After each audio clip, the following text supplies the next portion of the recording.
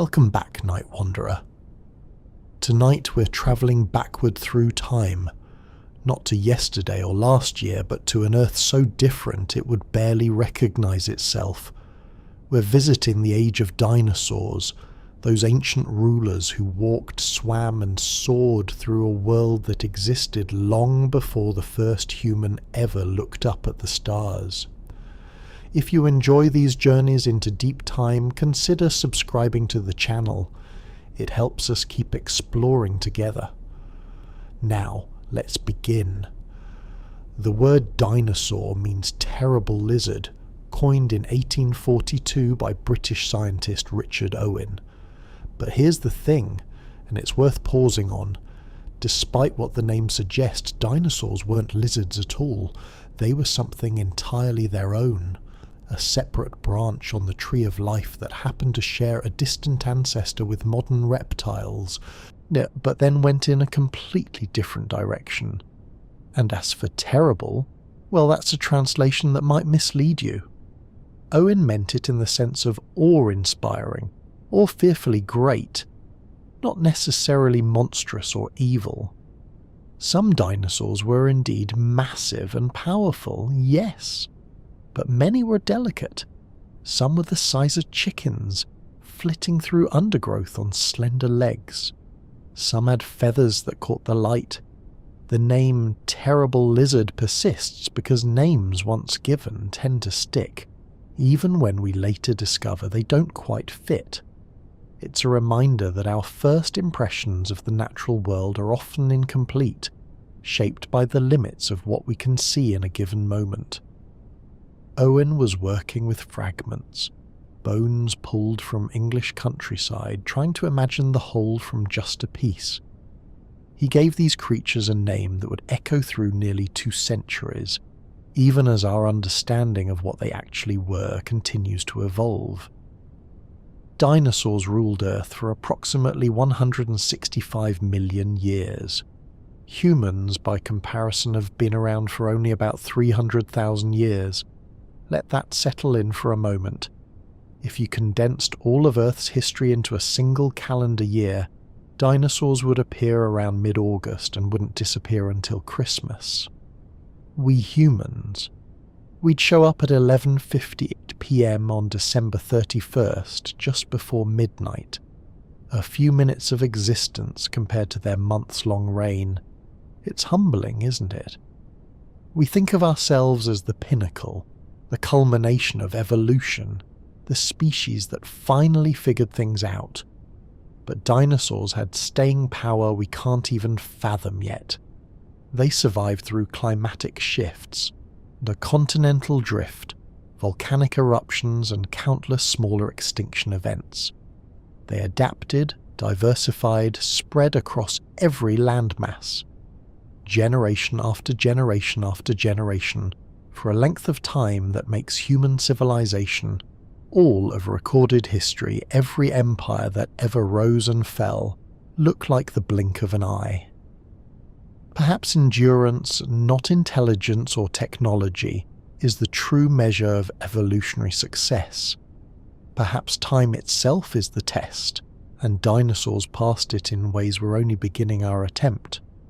The first dinosaur bone ever described scientifically wasn't recognized for what it was. In 1677, a man named Robert Plot discovered what was likely a Megalosaurus thigh bone in an English quarry. He looked at this enormous fossil, tried to make sense of its size, and concluded it must have belonged to a giant human, perhaps one of the biblical giants mentioned in ancient texts. It's almost charming, that explanation, a reflection of the worldview of the time when science and scripture were still intertwined, when the Bible provided the framework for understanding Earth's history. Plot couldn't conceive of creatures that no longer existed, because extinction wasn't yet part of human thinking. The idea that entire species could vanish from the Earth seemed impossible. Why would a perfect creator allow such loss? So this bone, massive and mysterious, became evidence of a mythical past rather than an extinct one. it would be more than a century before anyone seriously entertained the notion that giant reptiles once walked the earth and then disappeared completely. And that first misidentification reminds us how hard it is to see what we're not prepared to imagine. Sometimes the truth is stranger than our myths, but we need the myths first to help us grope toward understanding. Birds are living dinosaurs, not descendants, not relatives. They are dinosaurs belonging to the theropod lineage, the same group that includes Velociraptor and Tyrannosaurus rex. This isn't poetic exaggeration. This is taxonomy, classification, evolutionary biology speaking plainly.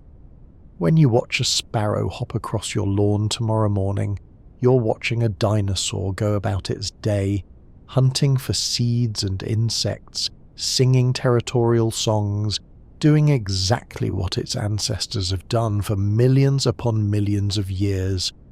The line between dinosaur and bird is a human invention. Here's an arbitrary boundary we drew because we like our categories clean. But evolution doesn't work in clean categories. It works in gradual transitions, in small changes accumulating across generations. Somewhere in deep time, a feathered theropod developed a more efficient way of moving through the air. Its descendants refined that ability. Eventually you get a creature we'd call a bird, but it never stopped being a dinosaur. It just became a specialized type of dinosaur, adapted for flight and song. So when people say dinosaurs went extinct, they're only partly right. The non-avian dinosaurs vanished, yes, but the dinosaur lineage itself persists, thriving in the trees outside your window, nesting under your roof, migrating thousands of miles each year. They survived the asteroid, they survived the ice ages, they're still here, singing. And dinosaurs lived on every continent, including Antarctica. This might surprise you if you picture Antarctica as it exists today, a frozen wasteland of ice and snow, utterly inhospitable to most life. But Antarctica wasn't always frozen. For much of the age of dinosaurs it was temperate, even warm. Forests grew there, rivers flowed, and dinosaurs wandered through those forests, wearing down their teeth on tough vegetation, leaving footprints in mud that would eventually turn to stone. Fossils discovered in Antarctic rock tell us about a world profoundly different from our own, where the poles weren't icy wastelands but living ecosystems. Continental drift has since pushed Antarctica southward, and climate changes have buried it under miles of ice, but the bones remain, frozen in time and rock. These discoveries remind us that Earth is not a static stage. It's a dynamic planet constantly reshaping itself, moving its land masses around like pieces on a board. The world the dinosaurs knew wouldn't be recognizable to us. Even the continents themselves were in different places, connected in ways they no longer are. Antarctica, once green and inhabited, now stands as a monument to planetary change, and to how completely a landscape can transform. The largest dinosaur eggs discovered were about the size of basketballs, laid by titanosaurs, those massive long-necked herbivores that could weigh as much as several buses combined. You'd think that creatures so enormous would lay correspondingly gigantic eggs, but there's a limit to how large an egg can be before the shell becomes too thick for the embryo inside to breathe, or too fragile to support its own weight. So even titanosaurs, the largest land animals that ever existed, started life in eggs not much bigger than what an ostrich might lay today. This means baby sauropods began life surprisingly small relative to their parents. They'd hatch, tiny and vulnerable, in a world filled with predators. Their survival depended on growing quickly, on reaching a size where they were too large to be easy prey.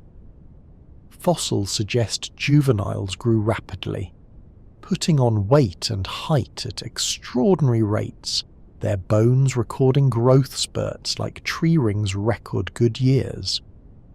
But that early period, those first months or years, would have been treacherous. It's a reminder that even the mightiest animals don't start mighty.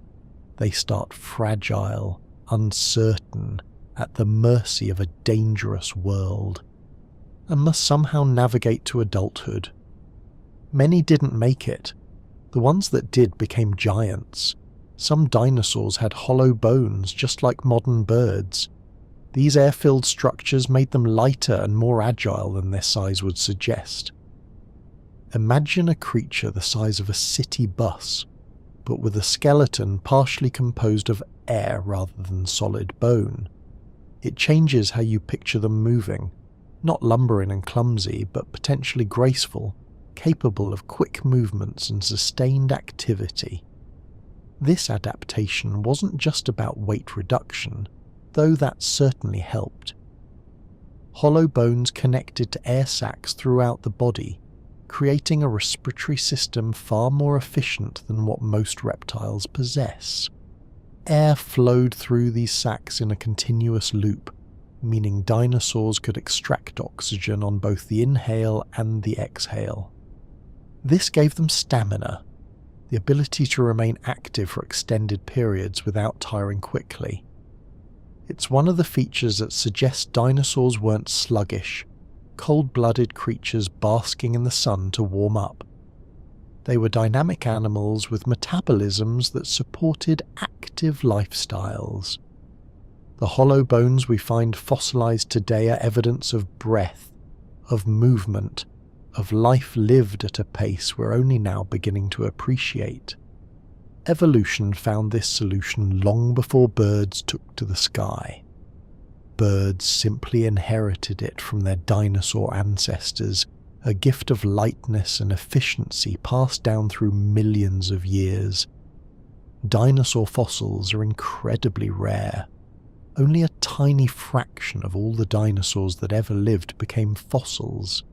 Think about what has to happen for fossilization to occur.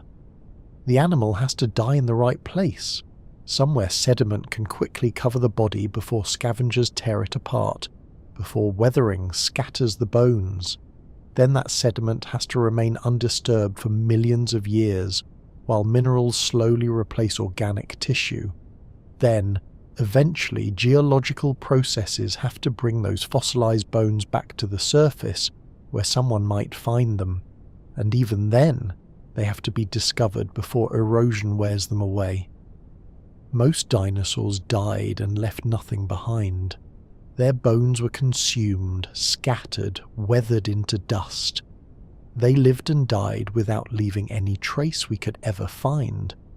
The dinosaurs we know, the ones in museums, the ones with names and reconstructed skeletons, represent perhaps less than 1% of all species that actually existed.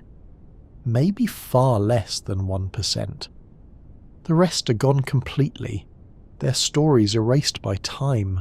Every fossil we find is a minor miracle of preservation, a lucky accident of geology and timing, and every fossil reminds us of the countless others we'll never know about, the species that came and went without witnesses, without evidence, their existence now a matter of statistical certainty but permanent mystery.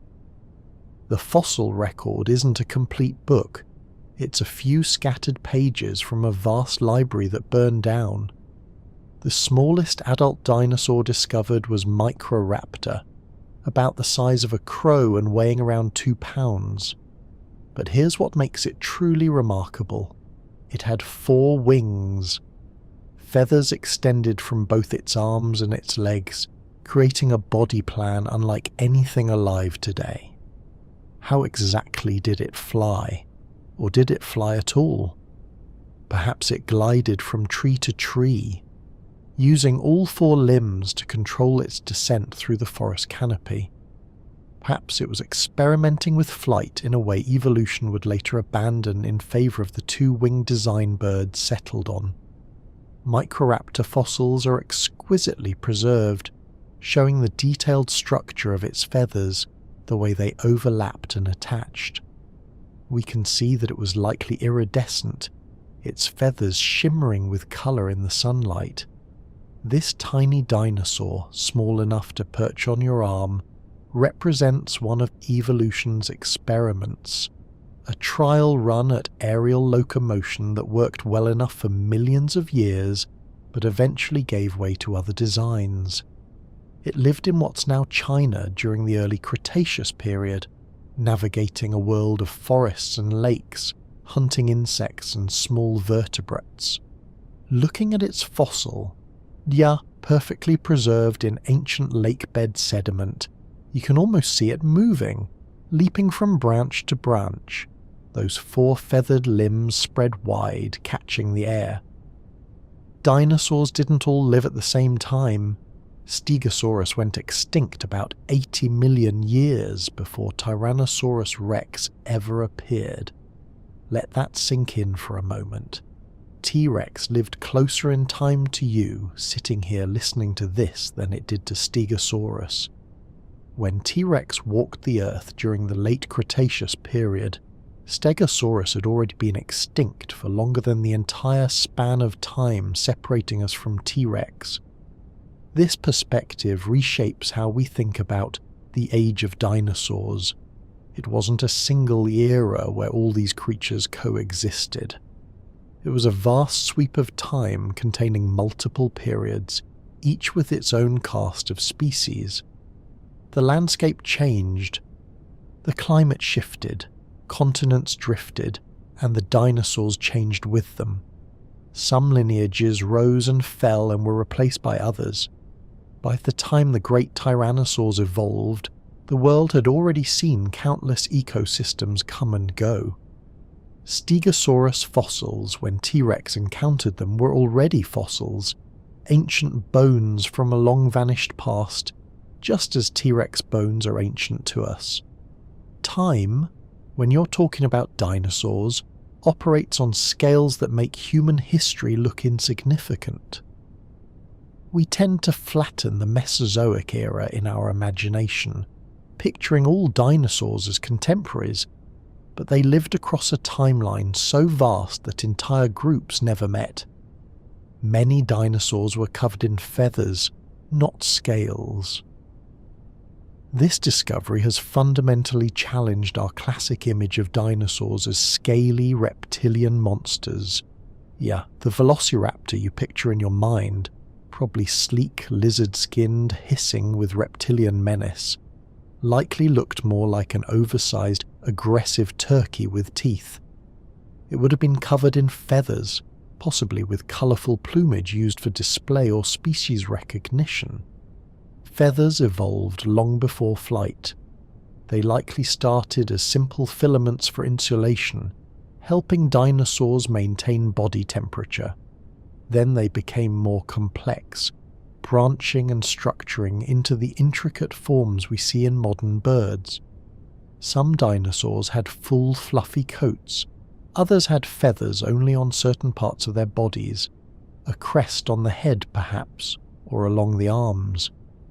The fossil record from places like China has preserved these features in stunning detail, showing us the actual outline of feathered dinosaurs pressed into fine-grained stone. It changes the feeling of them, doesn't it? Feathers make them seem less alien, more familiar. A feathered predator is no less dangerous than a scaled one, but somehow it's easier to imagine, easier to connect with. These weren't monsters from another world.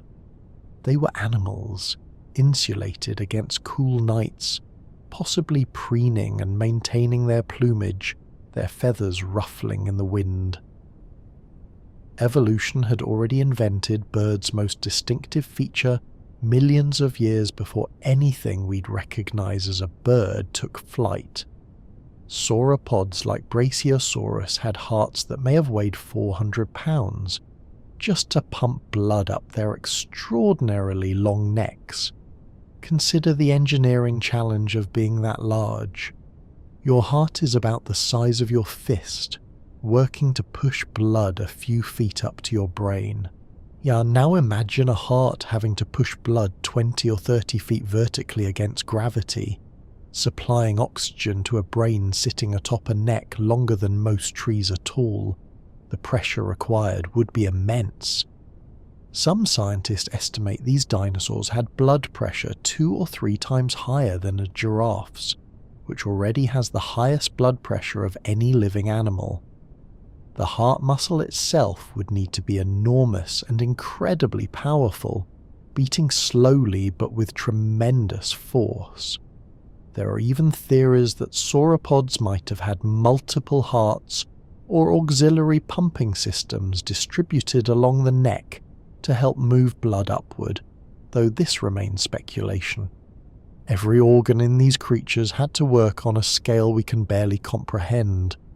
Lungs massive enough to inflate a small room with each breath, intestines that could hold literally tons of fermenting plant matter, a cardiovascular system that was essentially a hydraulic engineering marvel, all evolved through natural selection, refined over millions of years until it could sustain a living animal the size of a building. When a Brachiosaurus walked, its heart thundered with effort, pushing hundreds of gallons of blood through a circulatory system that would dwarf anything alive today. Some dinosaurs may have lived over 100 years, based on growth rings in their bones, similar to how tree rings tell us a tree's age. Imagine a single Apatosaurus existing across an entire century, watching the same landscape through decades of seasons, seeing generations of smaller animals come and go while it persisted, growing slowly larger, more massive, more ancient.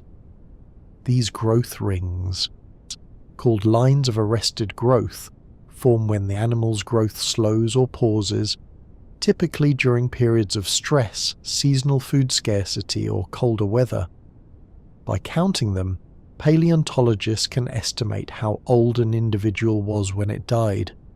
The largest sauropods show dozens and dozens of these lines, suggesting lifespans that stretched across human-scale timeframes. A dinosaur hatched during one geological moment might still be alive a century later, a living bridge between eras. What would it be like to live that long as a dinosaur? No culture to pass down, no recorded history, just instinct and experience accumulating year after year. The same watering hole visited 1,000 times, the same migration routes travelled season after season, injuries healing, scars forming, the body growing more massive and perhaps more weary. There's something both beautiful and melancholic about it, such long life, but without the awareness to appreciate its own longevity, without the ability to reflect on all those years, just existence, extended across a time scale that would encompass several human lifetimes, lived entirely in the present moment. Dinosaur footprints can tell us more than bone sometimes. These fossilized tracks reveal speed, behavior, whether they traveled in groups, how they distributed their weight, even whether they were limping. A trackway is a frozen moment from an ordinary day 100 million years ago, a creature walking across mud that happened to be the right consistency to hold an impression, which was then quickly covered by more sediment before it could be disturbed. Some trackways show herds moving together, adults and juveniles side by side. They are suggesting social structure and cooperative behavior. Others show predator and prey tracks intersecting, perhaps recording a chase or an encounter. Still others show a solitary animal moving steadily in one direction, going about its business with no idea it was creating a record that would outlast its bones. The spacing between footprints tells us about stride length and speed. Deep impressions suggest heavy animals moving carefully. Shallow, widely spaced prints indicate running. We've found trackways showing dinosaurs walking along ancient shorelines, crossing rivers, congregating at water sources during dry seasons. Each trackway is a story without words, written in mud and preserved in stone, evidence not of death like most fossils, but of life actively being lived. These creatures were here. They moved through this space. They left marks, and against all odds, those marks survived long enough for us to find them and wonder about the animal that made them. The Stegosaurus had a brain roughly the size of a walnut, despite its body being as large as a van. For decades, this led scientists to a curious puzzle. How could such a small brain control such a large body? The disparity seemed so extreme that some paleontologists suggested Stegosaurus must have had a second brain near its hips, an enlarged nerve cluster that would help control its back legs and tail. This idea persisted in popular culture for years, appearing in textbooks and museum displays. But further research has shown it was likely incorrect. What early paleontologists thought might be a second brain was probably just an enlargement in the spinal cord, a feature found in many large animals to help coordinate the hind limbs. Stegosaurus managed just fine with its walnut-sized brain, proving that intelligence as we measure it isn't always necessary for survival. You don't need to be smart if you're heavily armoured and equipped with a dangerous spike tail. Still, it's humbling to consider. This animal thrived for millions of years, navigated its environment, found food, avoided predators, reproduced successfully, all with a brain smaller than the one currently helping you process these words. Perhaps we overvalue our own cognitive abilities. Perhaps there are many ways to be successful on this planet, and raw brain power is just one path among many. Stegosaurus didn't need to contemplate the universe. It just needed to eat plants and not get eaten, and at that, it excelled. Spinosaurus is the only known dinosaur adapted for an aquatic lifestyle, with dense bones for diving and a body shaped for swimming.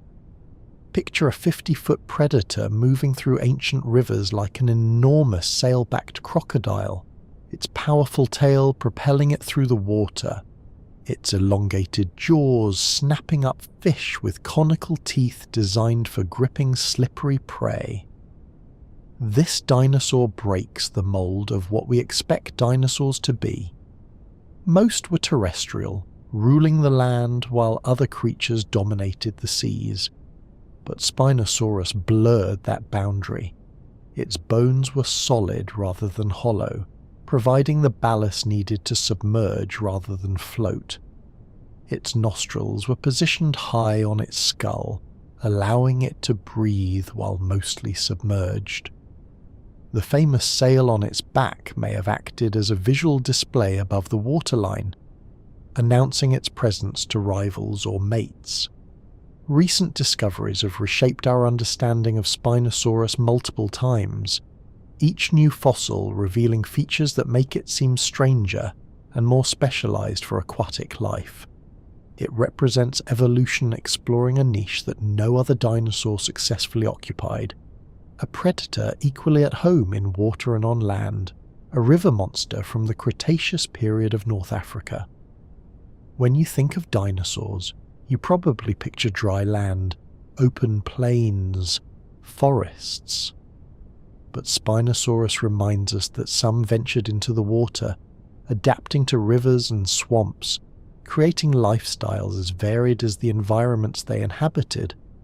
Dinosaur skin impressions show textures ranging from pebbly scales to intricate patterns, preserved in fine-grained sediment. These aren't bones that mineralized, they're actual impressions of skin, pressed into mud with such clarity that we can see the exact texture of hide from an animal that hasn't breathed for 75 million years.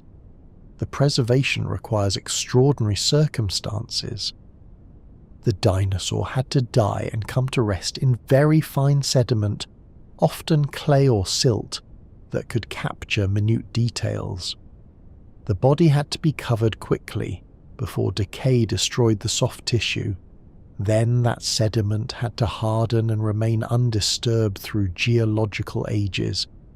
The result is a fossil that shows us not what's inside the dinosaur but what was outside, the surface that interfaced with the world, the skin that felt sunlight and rain. Some skin impressions show overlapping scales arranged in geometric patterns. Others show a mosaic of small, pebble-like structures. In rare cases, we can even see variation across different parts of the body, different textures for different functions, just like modern animals have. These impressions are ghostly in their detail, the negative space left by flesh long since vanished, a tactile record of what it would have been like to touch these creatures. If you could run your hand along a Edmontosaurus, you'd feel these exact scales, this precise texture. The fossil preserves that possibility, frozen in stone. The T-Rex bite force was approximately 12,800 pounds, strong enough to crush a car. Those massive jaws, lined with teeth the size of bananas, could generate pressure that would pulverize bone like we bite through a carrot.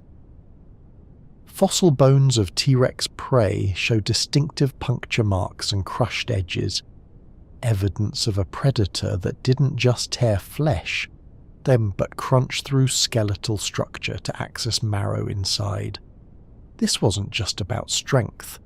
The skull of T-Rex was the engineering masterpiece, built to withstand and distribute the forces generated by such powerful bites.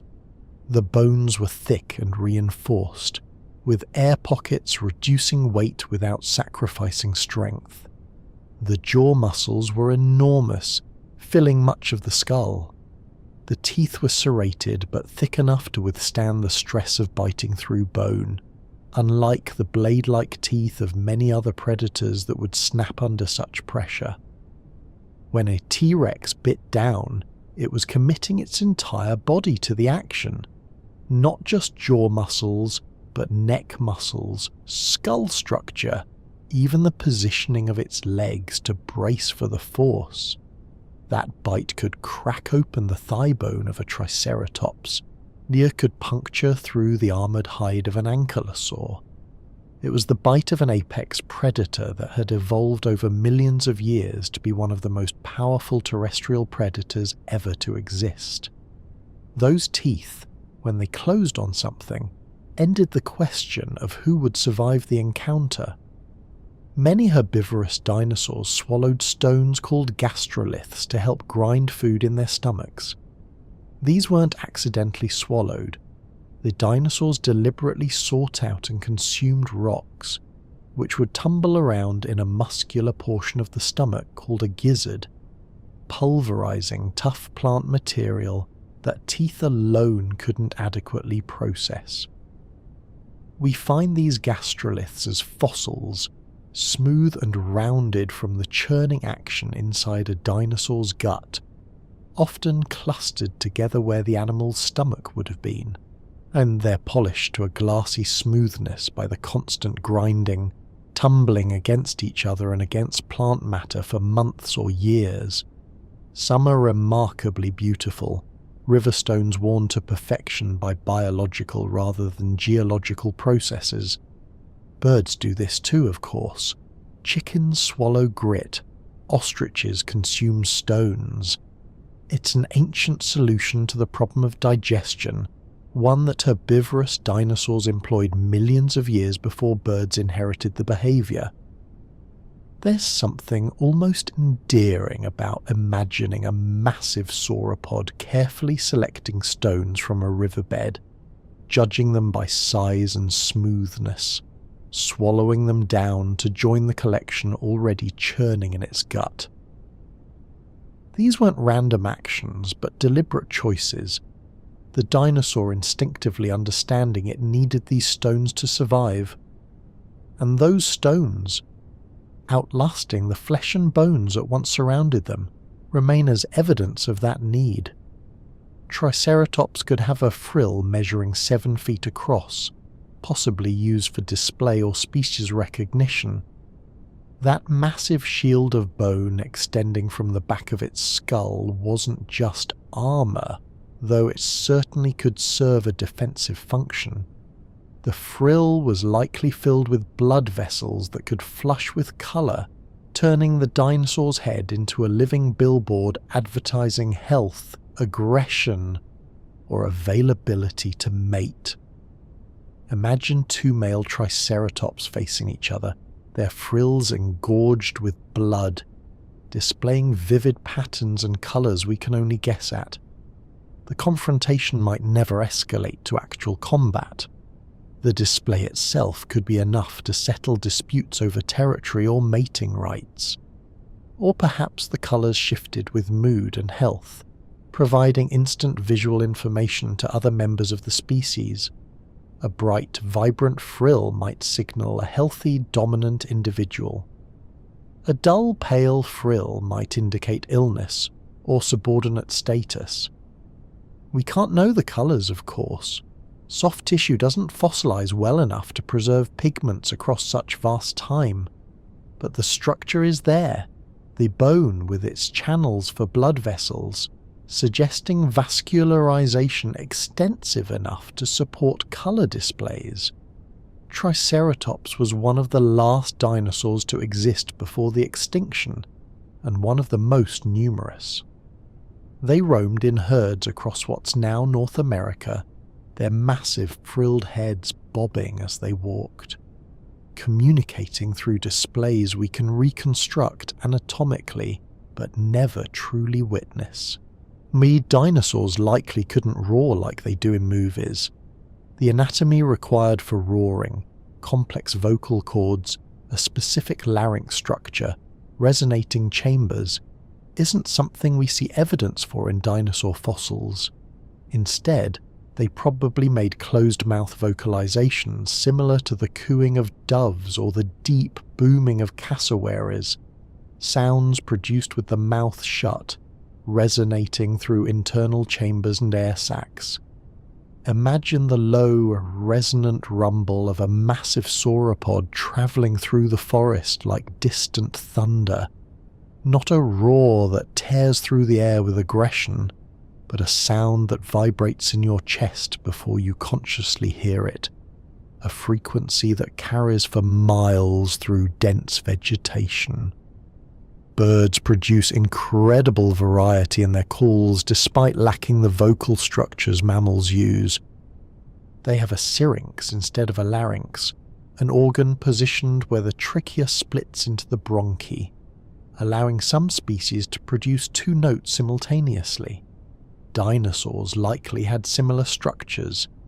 Their calls would have been alien to our ears, perhaps eerie crooning sounds, perhaps deep infrasonic rumbles below the range of human hearing, perhaps haunting hoots and booms echoing across prehistoric valleys. The forest would have been filled with dinosaur voices, but not the ones Hollywood invented. Quieter, stranger, more mysterious. The sound of an Brachiosaurus calling to its herd across a floodplain might have been felt as much as heard, a vibration in the earth and air that announced presence without aggression. These were real animals making real sounds to communicate real needs, not movie monsters performing for drama. And the discovery of Deinonychus in 1964 revolutionized dinosaur science, revealing they were active and agile animals, not the sluggish, tail-dragging reptiles people had imagined. Before this find, dinosaurs were largely portrayed as evolutionary dead ends, slow-moving, cold-blooded creatures that had dominated through size alone, and eventually lumbered toward extinction because they couldn't adapt quickly enough. But Deinonychus changed everything. Its skeleton showed a predator built for speed and precision. The legs were long and powerful, designed for running. The tail was stiffened by bony rods, held horizontal behind the body as a counterbalance during quick turns. And most dramatically, each foot bore an enlarged and sickle-shaped claw on the second toe, a weapon that could be raised while running and then slashed downward to disembowel prey. This single fossil sparked what paleontologists call the dinosaur renaissance, a complete rethinking of what these animals were. Scientists began examining old fossils with new eyes, seeing evidence of active lifestyles they'd previously overlooked. The image of dinosaurs shifted from ponderous reptiles to dynamic, possibly warm-blooded animals capable of complex behaviors. Museums rearranged their skeletons, lifting tails off the ground, adjusting postures to reflect agility rather than sluggishness. Our entire cultural understanding of dinosaurs traces back to this moment, to this fossil that forced science to admit it had been seeing these creatures all wrong. And some dinosaurs had crests and chambers in their skulls that may have worked like musical instruments. Parasaurolophus, in particular, had a long hollow crest extending backward from its skull, a tube that curved through the crest and back down, creating a resonating chamber nearly 6 feet long. Scientists have created models of these crests and blown air through them, producing deep, haunting notes like a horn or didgeridoo. The sound would have been distinctive, possibly unique to each individual based on the exact size and shape of their crest. Imagine a Parasaurolophus standing on a ridge at dusk, calling across the valley, a low, mournful note that carries for miles, announcing territory, calling to mates, keeping the herd in contact across vast distances. Different ages would have produced different tones. Juveniles with smaller crests would have higher-pitched calls. Adults in their prime would boom with deep authority. It's possible they recognized each other individually by voice, that mothers and offspring could identify each other's calls in a chorus of hundreds. The Cretaceous landscape wouldn't have been silent. It would have been filled with these calls, prehistoric music floating through forests and across plains, communication happening in frequencies and tones we can only approximate. When we see a Parasaurolophus fossil in a museum, we're looking at an instrument as much as an animal, something that made sound an essential part of its existence. Dinosaur eggs were arranged in carefully constructed nests, with some species sitting on them like modern birds. Fossilized oviraptors have been found in a brooding position, frozen in an act of parental care that's instantly recognizable despite the millions of years separating us. The dinosaur's arms are spread over the eggs, its body positioned to keep them warm, its head tucked close. It died this way, perhaps in a sandstorm, perhaps in a sudden flood. Catastrophe preserving a moment of tenderness. These nests were sophisticated structures. Some were simple scrapes in the ground, rimmed with vegetation. Others were elaborate mounds of earth and plant matter, possibly generating heat through decomposition like modern crocodile nests. The eggs were arranged in spiral patterns or concentric rings, spacing optimized to allow incubation while preventing them from rolling or crushing each other. This speaks to instinct and care, behaviors we associate with higher animals but that clearly existed in dinosaurs. A parent sitting on eggs for weeks, vulnerable to predators, going hungry to maintain the right temperature, represents a significant investment. It's not the mindless behavior of a reptile laying eggs and walking away. It's commitment. The same kind of parental dedication we see in birds today. That oviraptor died protecting its eggs. That was its last act. Not hunting, not feeding, not fleeing, but sitting on its nest trying to shield the next generation from whatever disaster was unfolding. The fossil captures devotion. The longest dinosaur was likely Supersaurus, measuring around 110 feet from head to tail. Laid out, it would stretch longer than a regulation basketball court, yet much of that length was neck and tail. The body itself was proportionally smaller, though still enormous. It's difficult to comprehend an animal this long. This massive, actually moving through a landscape, bending its neck down to drink, swinging its tail for balance or defense. The neck alone could be 50 feet long, a structure that seems to defy physics. How does flesh support itself across such distance? The answer lies in those hollow bones, in efficient muscle placement, in evolutionary refinement across millions of years. The neck wasn't held high like a giraffe's. That would require impossible musculature.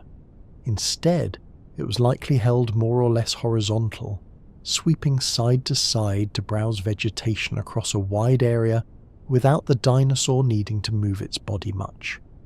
And the tail, equally long, served as a counterbalance. Some scientists believe these tails could crack like whips when swung fast enough, creating sonic booms as a defense mechanism or communication signal. Imagine the sound echoing across the landscape, a living creature producing a noise like thunder through pure physical movement. Supersaurus moved through its world as a kind of biological impossibility, an animal that seems too large to work and yet did work, successfully, for millions of years. We build cranes and bridges to achieve what evolution built into their bodies, the ability to extend and manipulate mass across extraordinary distances. Ankylosaurs had armoured eyelids and bony clubs on their tails that could swing with devastating force.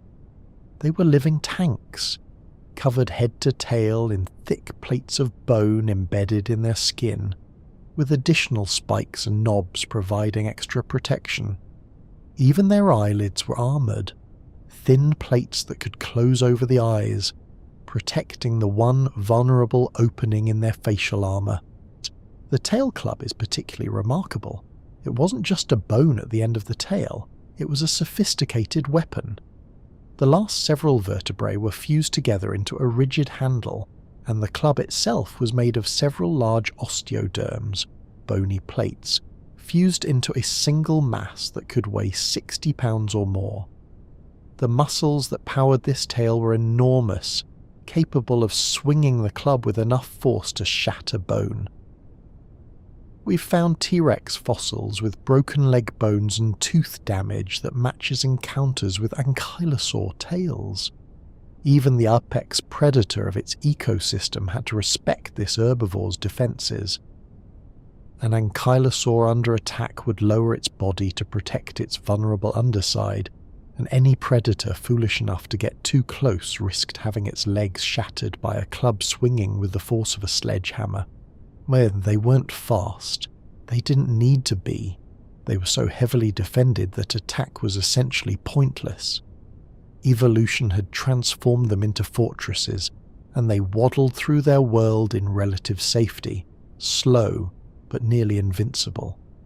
Dinosaur blood was likely warm, or at least warmer than typical reptiles, based on bone growth patterns and other physiological evidence. This metabolic question has been debated for decades. Were dinosaurs burning hot like mammals, their metabolism racing to maintain constant internal temperature? Or did they run cool like lizards, relying on external heat from the sun to power their activity? The truth appears to be somewhere in between, or perhaps varied across different dinosaur groups. Large sauropods might have been gigantothermic, so massive that they retained heat through sheer size, their bodies staying warm simply because they couldn't cool down quickly. Smaller, more active theropods may have had metabolisms closer to modern birds, generating their own heat and maintaining consistent body temperatures. Evidence comes from bone microstructure. Dinosaur bones show growth patterns more similar to mammals and birds than to reptiles, suggesting they grew continuously rather than in the start-stop pattern of cold-blooded animals. Their geographical distribution also hints at warm-bloodedness. Dinosaurs lived in polar regions where cold-blooded reptiles would struggle during winter months. Whether they shivered in the cold, whether they felt temperature the way we do, we can't know. But the evidence suggests they weren't dependent on basking to function. They were active when they needed to be, day or night. Regardless of ambient temperature, their bodies generated the energy required for their lifestyles, however demanding those lifestyles were. The Argentinosaurus may have weighed 100 tons, as much as 15 elephants combined. Standing beneath one would be like standing under a living building that somehow knew how to walk. We don't have a complete skeleton of Argentinosaurus, just fragments, a few vertebrae, some leg bones. But those fragments are so massive that paleontologists can extrapolate the full size with reasonable confidence. A single vertebra is over 5 feet tall. The thigh bone is taller than a person. From these pieces we reconstruct an animal so large it borders on the impossible. How did it eat enough to fuel that mass?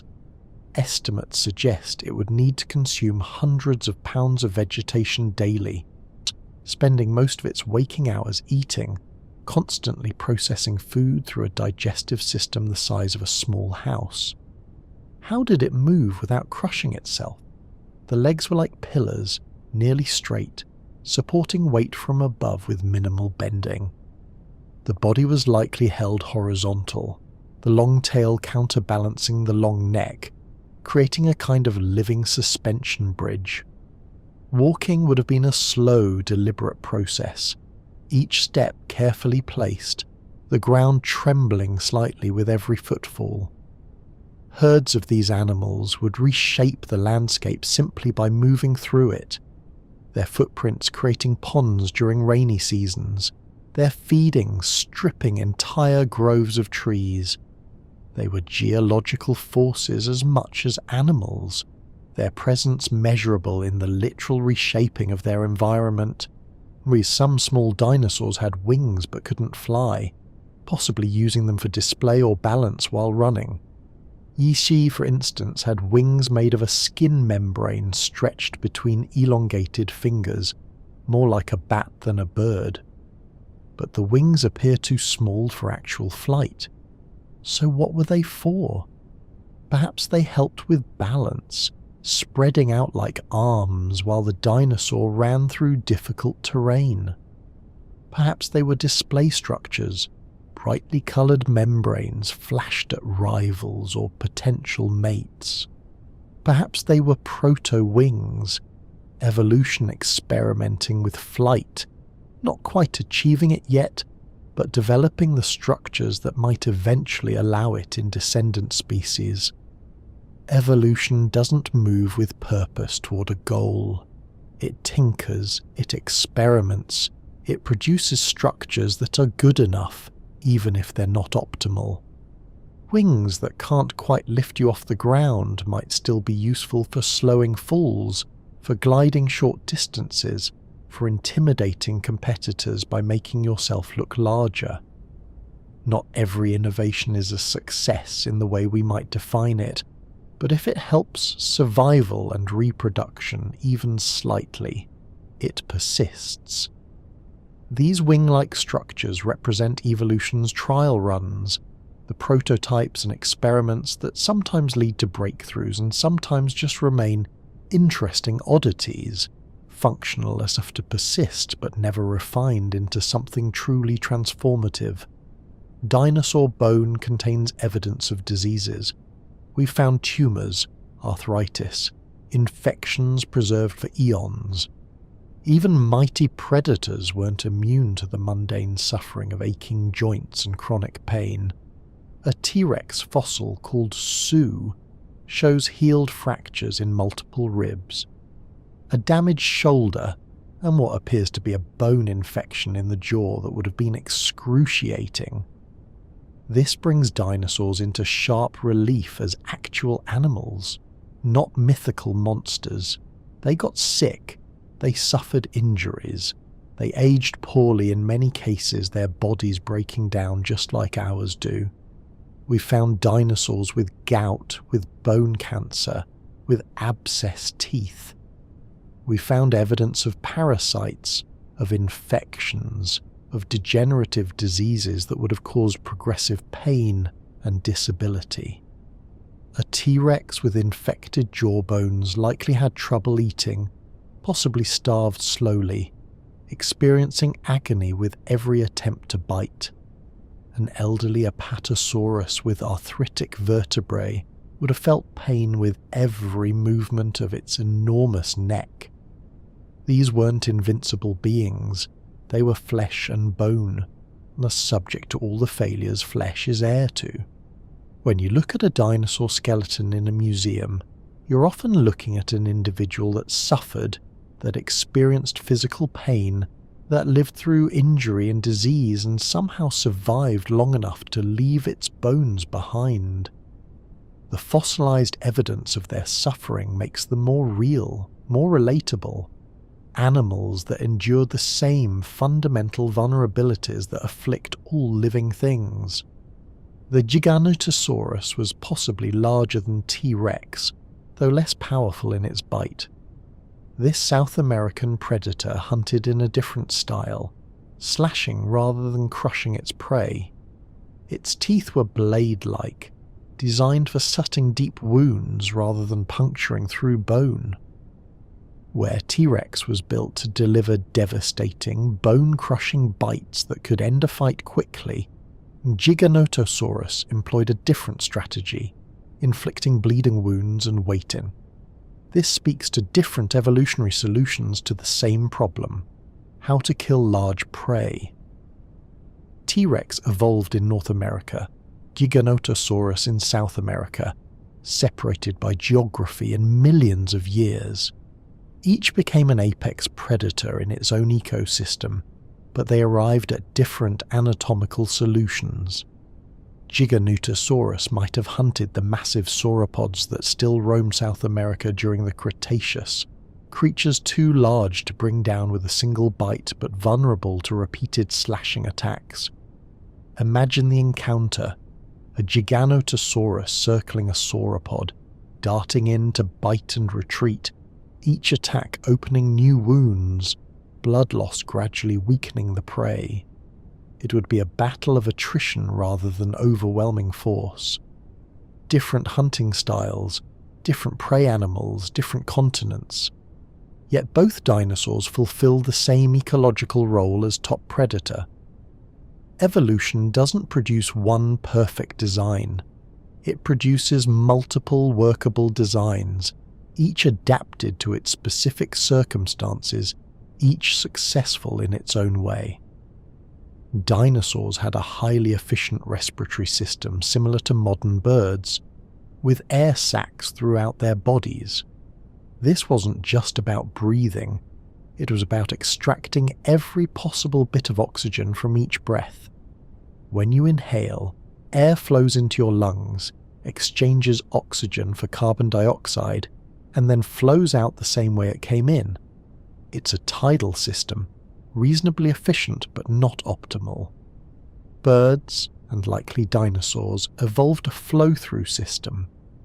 Air enters the lungs but also fills a series of air sacs distributed throughout the body, some in front of the lungs, some behind. As the bird breathes, air flows through the lungs in one direction continuously, fresh air during both inhalation and exhalation. This means oxygen extraction is happening constantly, not just during the inhale portion of the breathing cycle. This system gave dinosaurs sustained energy and may have allowed them to thrive in atmospheres with lower oxygen content than today's air.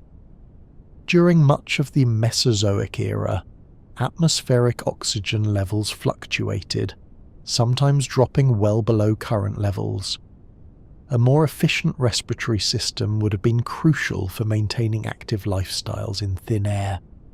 Those hollow bones we mentioned earlier, they were part of this system connected to the air sacs, helping to move air through the body. Every breath was maximally efficient, wringing every molecule of oxygen from the air.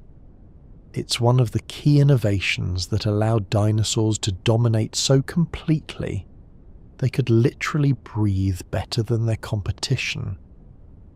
The asteroid impact that killed the dinosaurs released energy equivalent to billions of atomic bombs. The rock was perhaps 6 miles in diameter, travelling at tens of thousands of miles per hour when it struck what's now the Yucatan Peninsula. The impact itself would have been incomprehensibly violent, rock vaporizing on contact, a crater forming in seconds, shock waves radiating outward through the planet's crust. But extinction didn't happen instantly. It unfolded over months and years, a slow-motion catastrophe. The impact threw billions of tons of rock and vaporized material into the atmosphere, creating a global cloud of debris that blocked sunlight. Temperatures plummeted, photosynthesis stopped, plants died, herbivores starved, then carnivores starved. The food chain collapsed from the bottom up. There were secondary effects, massive wildfires ignited by superheated debris raining back down, acid rain from vaporized rock, potential volcanic eruptions triggered by the shockwave travelling through the Earth. The planet transformed into something hostile, something dark and cold and fundamentally changed. Yet the extinction took time. It wasn't an instant death for all dinosaurs simultaneously. It was a gradual realization that the world had become unlivable, resources dwindling, populations shrinking, species blinking out one by one until only the smallest, most adaptable creatures remained, including the ancestors of modern birds. Some dinosaurs survived the asteroid impact for weeks or months before succumbing to the changed environment. Those final survivors witnessed their world transform into something unrecognizable, a planet turning hostile in slow motion. Imagine being one of the last T-Rex, watching the sky darken day by day, the temperature dropping, prey becoming scarce. The dinosaurs that died in the initial impact and its immediate aftermath, consumed by fires, buried by debris, killed by tsunamis, might have been the fortunate ones. The ones that survived faced a dying world. No sun penetrating the dust clouds, plants withering, the entire food web unravelling, starvation setting in. Resources competed for desperately among dwindling populations. How long did the last dinosaurs persist? Weeks? Months? Perhaps even years in isolated pockets where conditions remained marginally survivable? We can't know for certain. The fossil record doesn't have that resolution. But we know the extinction wasn't instantaneous. There was a period, however long, when dinosaurs still walked the Earth, even as the Earth was becoming a place they could no longer survive. The loneliness of that, the biological inevitability, the end of a dynasty that had ruled for 165 million years. It happened not in a moment, but across a terrible, drawn-out decline.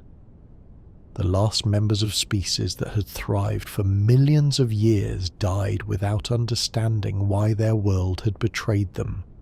Dinosaur fossils have been found with preserved stomach contents, on showing their last meals.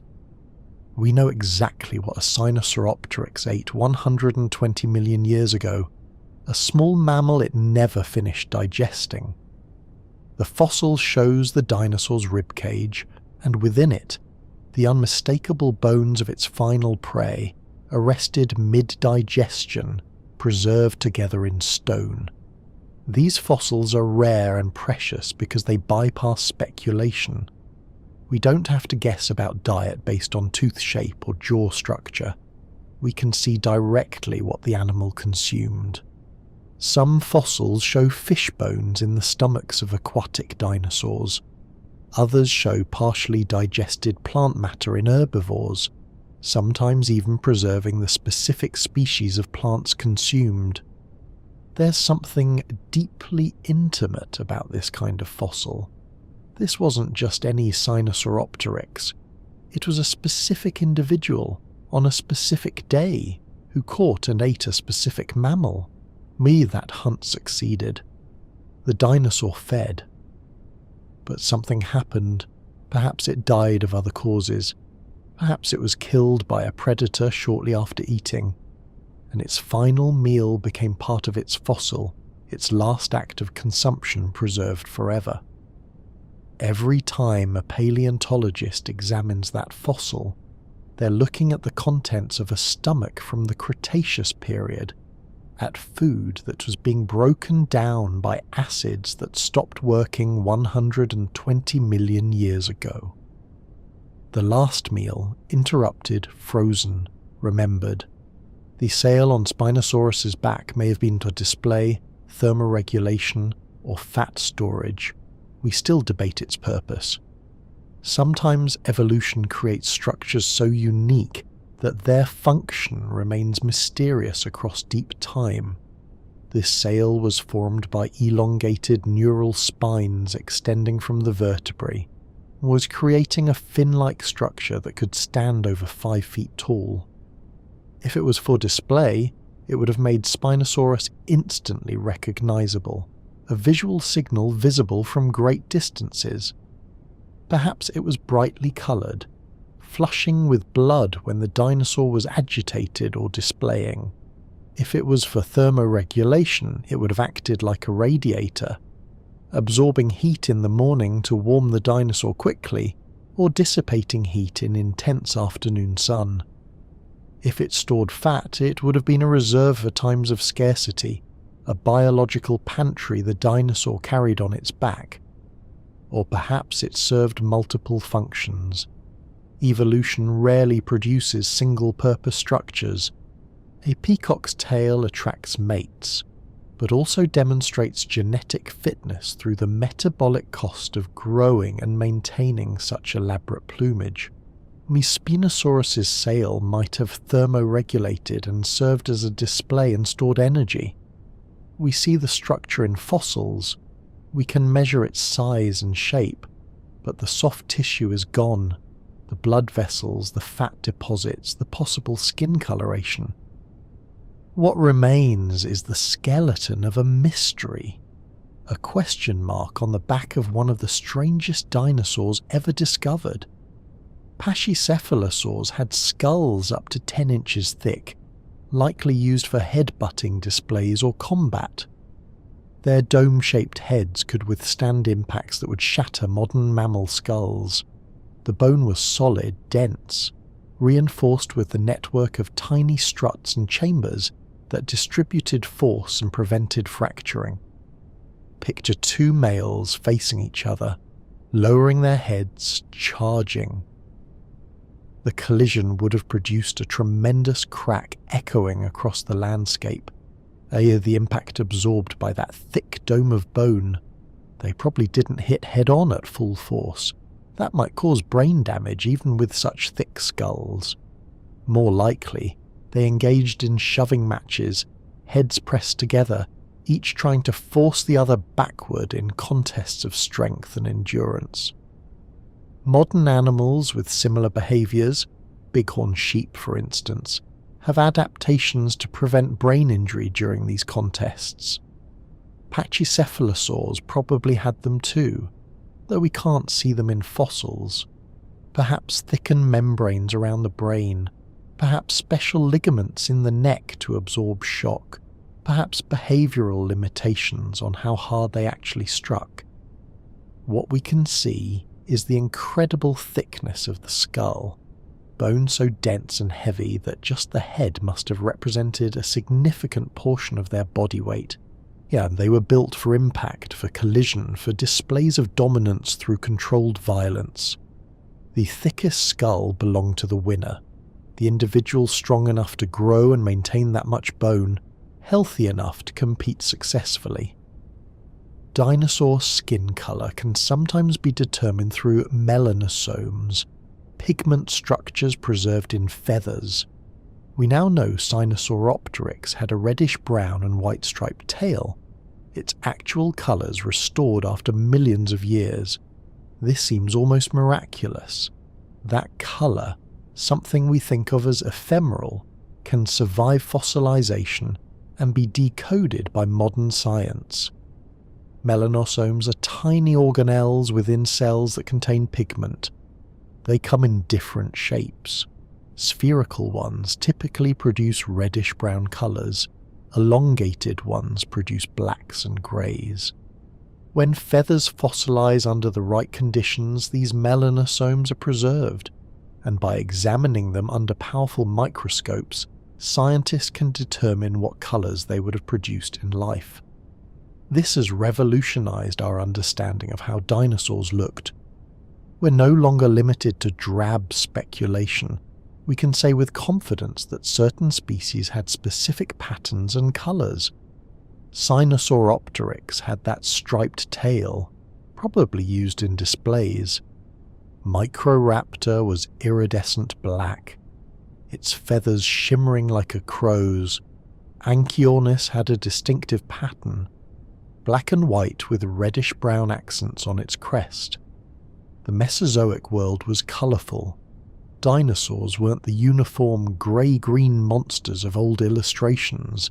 They were patterned, coloured, possibly as vibrant as modern birds. Some were camouflaged for hunting.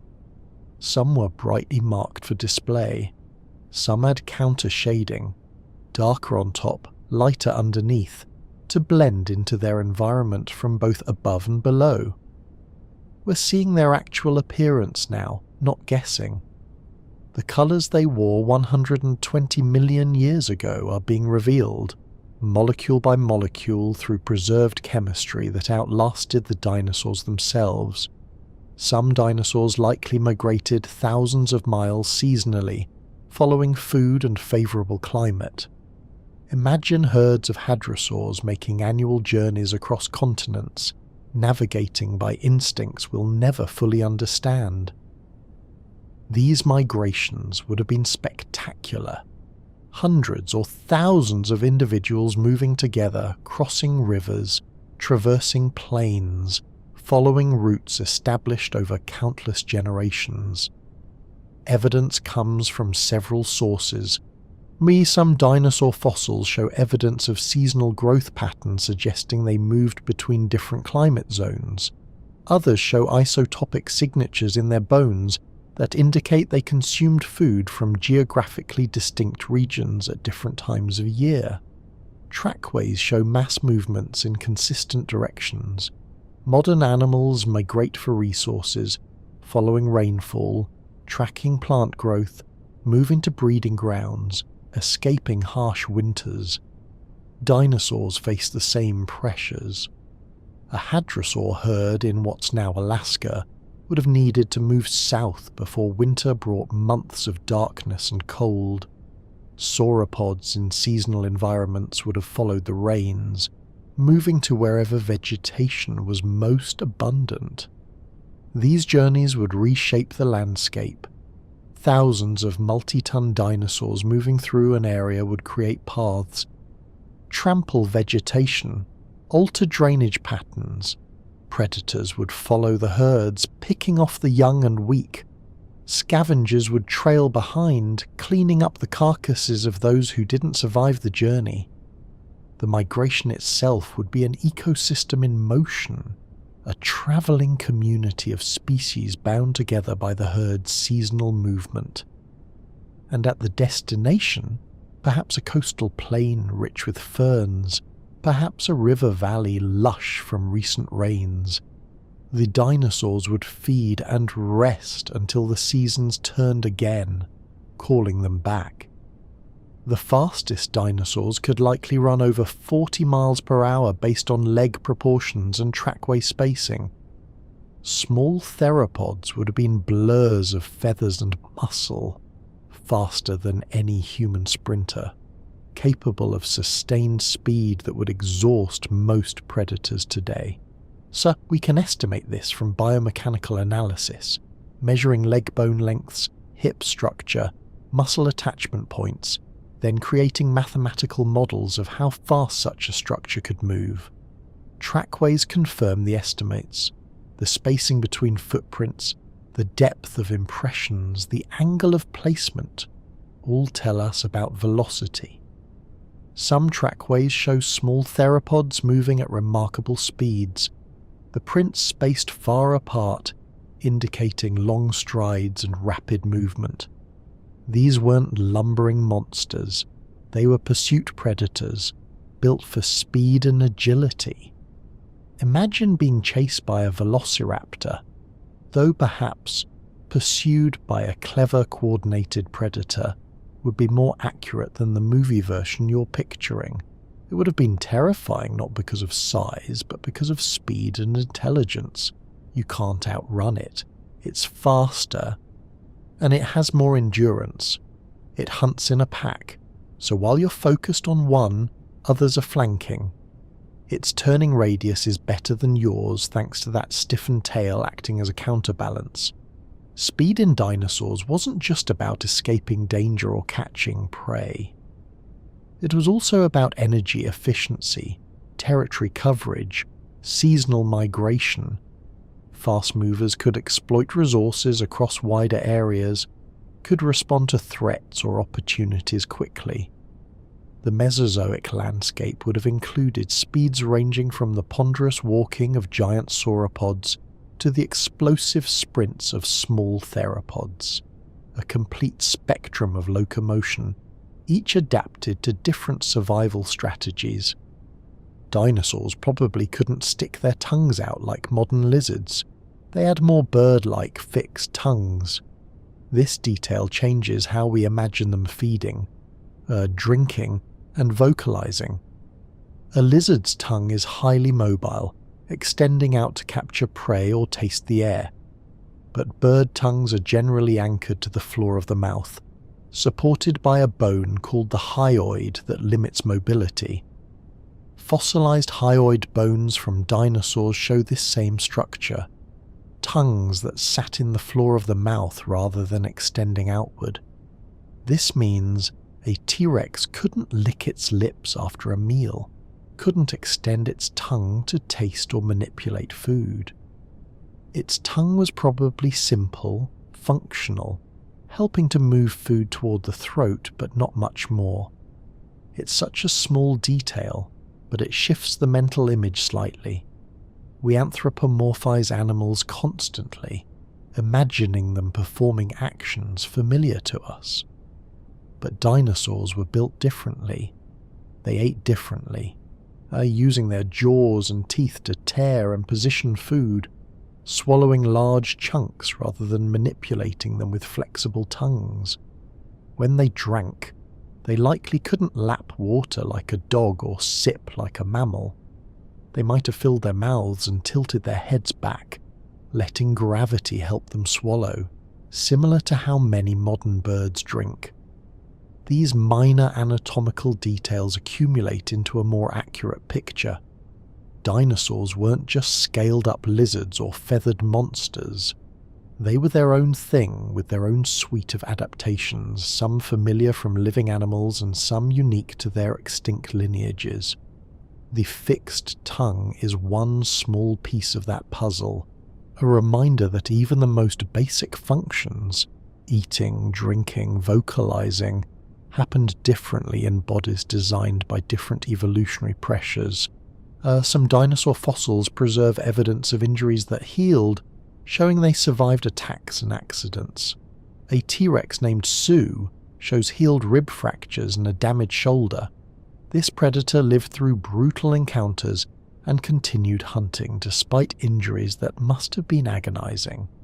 Sue's skeleton tells a story of survival through trauma. Multiple ribs fractured and then healed, bone-forming calluses around the breaks. The shoulder shows signs of infection, possibly from a bite wound that became septic but eventually resolved. There are other injuries throughout the skeleton, evidence of a life lived violently, painfully but persistently. The fact that these injuries healed means Sue survived long enough for bone to regrow, for infections to clear, for pain to diminish to manageable levels. Weeks or months of reduced hunting ability while injuries mended. Reliance on scavenging, perhaps, or targeting easier prey. The vulnerability of being an apex predator who's temporarily weakened, still needing to eat, still needing to defend territory, but doing so while injured. We found many examples of healed injuries in dinosaur fossils. Sauropods with broken and healed vertebrae, ceratopsians with horn damage that regrew, small theropods with fractured limbs that knitted back together, sometimes at odd angles. Each one represents an individual that experienced pain, survived through it, and lived long enough to die of something else entirely. Their bones record not just death, but life. Messy, painful, persistent life that continued despite setbacks. These weren't invincible beings from ancient mythology. They were animals that got hurt, healed, and carried on. Therizinosaurs had claws up to 3 feet long, yet they were probably herbivores, not fierce predators. Those enormous scythes might have been for pulling down branches or defense, not hunting. It's one of evolution's stranger designs, a creature that looks built for slaughter, equipped with the longest claws of any known animal, using them to harvest leaves. The claws are genuinely shocking in size. Each finger bore a blade longer than most predators' entire hands. Yet the skull was small and bore a beak, teeth designed for cropping vegetation rather than tearing flesh. The body was pot-bellied, suggesting a large digestive system for processing plant matter. Everything about Therizinosaurus except its claws says herbivore. So why the intimidating weaponry? Perhaps the claws hooked and pulled branches within reach, allowing the dinosaur to browse higher vegetation. Perhaps they stripped bark or excavated roots. Or perhaps they were purely defensive. A herbivore in a world full of large predators would benefit from impressive deterrence. Those claws could disembowel an attacker with a single swipe, making Therizinosaurus dangerous despite its diet. There's something almost comical about it. Nature building a creature that looks terrifying, but uses its fearsome appearance to eat salad. Yet it worked. Therizinosaurs thrived across Asia during the late Cretaceous, their strange body plan successful enough to persist for millions of years. Evolution doesn't care about matching form to our expectations of function. It cares about survival and reproduction. If enormous claws help a herbivore survive, then enormous claws on an herbivore are exactly what evolution produces. Dinosaur eggs took weeks to months to hatch, much longer than bird eggs, which may have made them vulnerable. Lengthy incubation meant parents had to defend nests for extended periods, a dangerous commitment in a world full of egg raiders and opportunistic predators. Modern bird eggs hatch quickly, weeks at most, days for some species. But dinosaur eggs required much longer, possibly because of their size and shell thickness, possibly because of fundamental differences in embryonic development. This created a problem. A nest sitting in one place for months becomes a target. Every predator in the area learns where it is. Every scavenger notices the parent coming and going. The eggs become increasingly vulnerable the longer they remain. Some dinosaurs may have buried their eggs and left them to incubate underground, relying on heat from decomposing vegetation or geothermal warmth. Others clearly sat on their nest like modern birds, maintaining temperature through body heat. Both strategies had risks. Buried eggs were vulnerable to being dug up. Attended nests required a parent to stay put, unable to feed properly, losing condition over weeks or months of vigilance. The incubation period may have been one of the factors that made dinosaurs vulnerable compared to the mammals and birds that survived the extinction. Longer incubation means slower reproduction, less ability to recover population numbers after a crisis. A species that takes 3 months to hatch its eggs can't bounce back from disaster as quickly as one that hatches in 2 weeks. In stable times, the difference doesn't matter. But when the world changes catastrophically, reproductive speed becomes crucial. The dinosaurs' slow incubation may have been one of many factors that tipped them toward extinction, while faster breeding animals survived. The largest predatory dinosaur skull found is about 5 feet long, big enough to swallow a person whole. Looking into those fossil eye sockets means meeting the gaze of something that saw you only as food, that evaluated you with the cold calculation of a predator, determining if you were worth the energy of pursuit.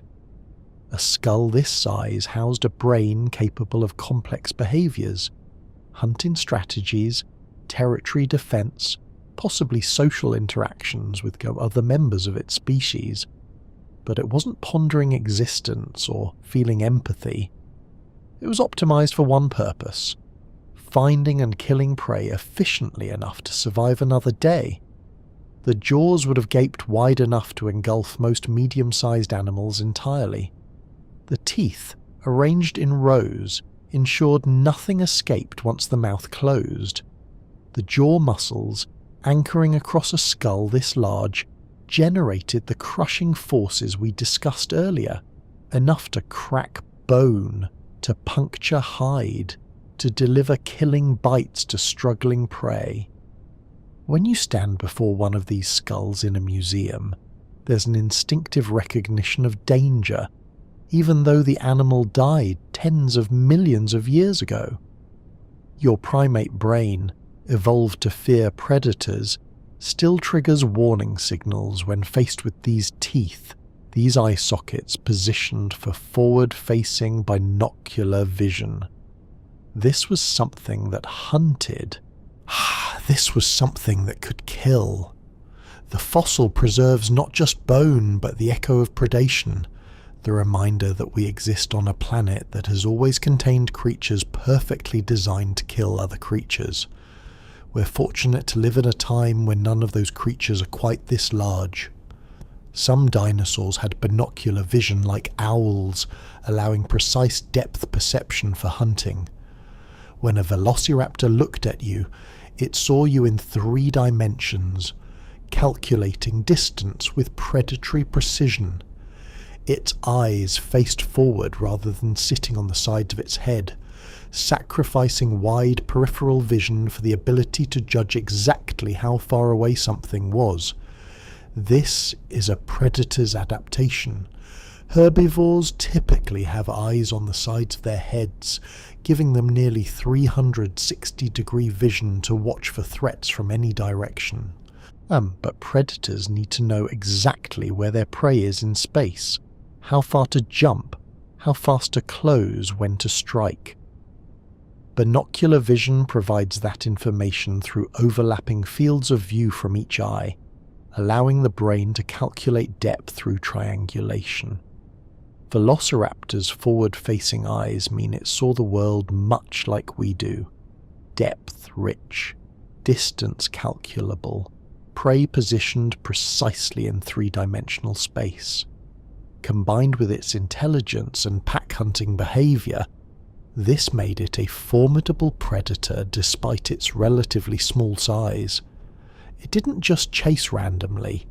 It calculated, predicted, coordinated with others. The eye sockets in fossils tell us about positioning, but not about acuity or colour perception. We don't know how sharp dinosaur vision was, whether they saw colours we can't, whether they detected movement more sensitively than modern animals. But we know some had the fundamental structure of a depth perception, and that changes how we imagine their hunting. Not blindly pursuing, but watching, measuring, timing the attack for maximum efficiency. The eyes, even in fossil form, hint at the intelligence behind them. Dinosaur fossils are found in places that were seafloor, desert, forest, and swamp when the animals lived. The planet's geography was so different that modern maps are useless for understanding their world. Where we see ocean, there was land. Where we see mountains, there was flat land. The continents themselves were arranged differently, connected in ways they no longer are. During much of the dinosaur age, the continents were joined in a supercontinent called Pangaea, which later split into Laurasia and Gondwana. A dinosaur could walk from what's now South America to Africa without crossing water. Antarctica was connected to Australia and South America. India was an island continent drifting northward. The Atlantic Ocean was just beginning to open. The Mediterranean Sea didn't exist yet, and shallow seas covered much of North America's interior. This reshaping of the Earth happened slowly, continents drifting inches per year. But over millions of years, the changes were profound. Climates shifted as landmasses moved. Ocean currents changed, mountains rose and eroded. The world was constantly remaking itself, and dinosaurs evolved alongside these changes, adapting to new environments as old ones disappeared. When we find dinosaur fossils in Antarctica or Greenland, we're not finding evidence of cold-adapted dinosaurs. We're finding evidence that those places were once temperate or tropical, positioned differently on the globe, experiencing different climates. The fossils are fixed in place, but the rock they're embedded in has travelled thousands of miles since the animals died. Geography itself is temporary, and the world the dinosaurs inhabited was fundamentally alien in its arrangement, even if the physics and chemistry were the same. Hadrosaurs had up to 1,000 teeth arranged in dental batteries for grinding tough plant material. Their mouths were living graters, constantly replacing worn teeth with fresh ones growing underneath. The dental battery was a sophisticated structure, multiple rows of teeth packed tightly together, forming a continuous grinding surface that could process even the toughest vegetation. Each individual tooth was small, but there were hundreds of them working together. As the top teeth wore down from use, they'd fall out, and new teeth from the rows beneath would move up to replace them. This meant a hadrosaur always had fresh, sharp, grinding surfaces available. The replacement happened continuously throughout life, a conveyor belt of teeth ensuring the animal could always process food efficiently. The wear patterns on these teeth tell us about diet. We can see which plants they ate based on scratch marks and polishing patterns in the enamel. Some hadrosaurs specialized in different vegetation types, their teeth showing distinct wear consistent with processing specific kinds of plants. This suggests niche partitioning, different hadrosaur species coexisting in the same environment by eating different things, reducing competition. Chewing was probably a slow rhythmic process. The jaws moved side to side or front to back, grinding food between those dental batteries. The sound of a herd feeding would have been a constant grinding, crunching noise, hundreds of mouths processing vegetation, teeth wearing down and being replaced, an entire feeding strategy built on the ability to grow new teeth faster than the old ones wore out. It's a different solution to herbivory than we see in most modern mammals, which have a limited set of teeth and must make them last. Hadrosaurs simply grew more. Some dinosaur species are known from only a single bone or tooth fragment. An entire species defined by one vertebra, a whisper of existence from the depths of time. Paleontologists examine this lone fossil, compare it to known species, and determine it's different enough to represent something new. They give it a name, write a description, and add it to the catalogue of known dinosaurs, but that's all we'll ever have. One piece, the rest lost. This happens more often than you might think. The fossil record is fragmentary by nature. Most dinosaurs that ever existed left no trace. Of those that did fossilize, most remain undiscovered, buried in rock that may never be exposed or examined. So when we find even a single bone from a previously unknown species, it's significant. That fragment proves this animal existed, that it walked somewhere, ate something, he lived and died, and through extraordinary luck left behind one piece of itself. But it's also frustrating. From a single vertebra, we can't know what the complete animal looked like, how it behaved, what it ate, where it lived in detail. We can make educated guesses based on the type of bone and comparisons to related species, but there's so much uncertainty. Did it have features we've never seen before? Was it the only member of its lineage? Or were there many related species we'll never find? These single-bone species remind us how incomplete our knowledge is. Every dinosaur in every museum represents countless others we'll never know about. The catalogue of named species, approaching 2,000 now, is probably a tiny fraction of actual diversity. Most dinosaur species lived and died without leaving evidence we'll ever discover. They're permanent mysteries, ghosts in the geological record, present only as gaps in our understanding. Dinosaur intelligence varied enormously. Troodon had a relatively large brain and may have been as smart as some modern birds. The dinosaurian lineage explored cognition and problem-solving long before mammals dominated the planet.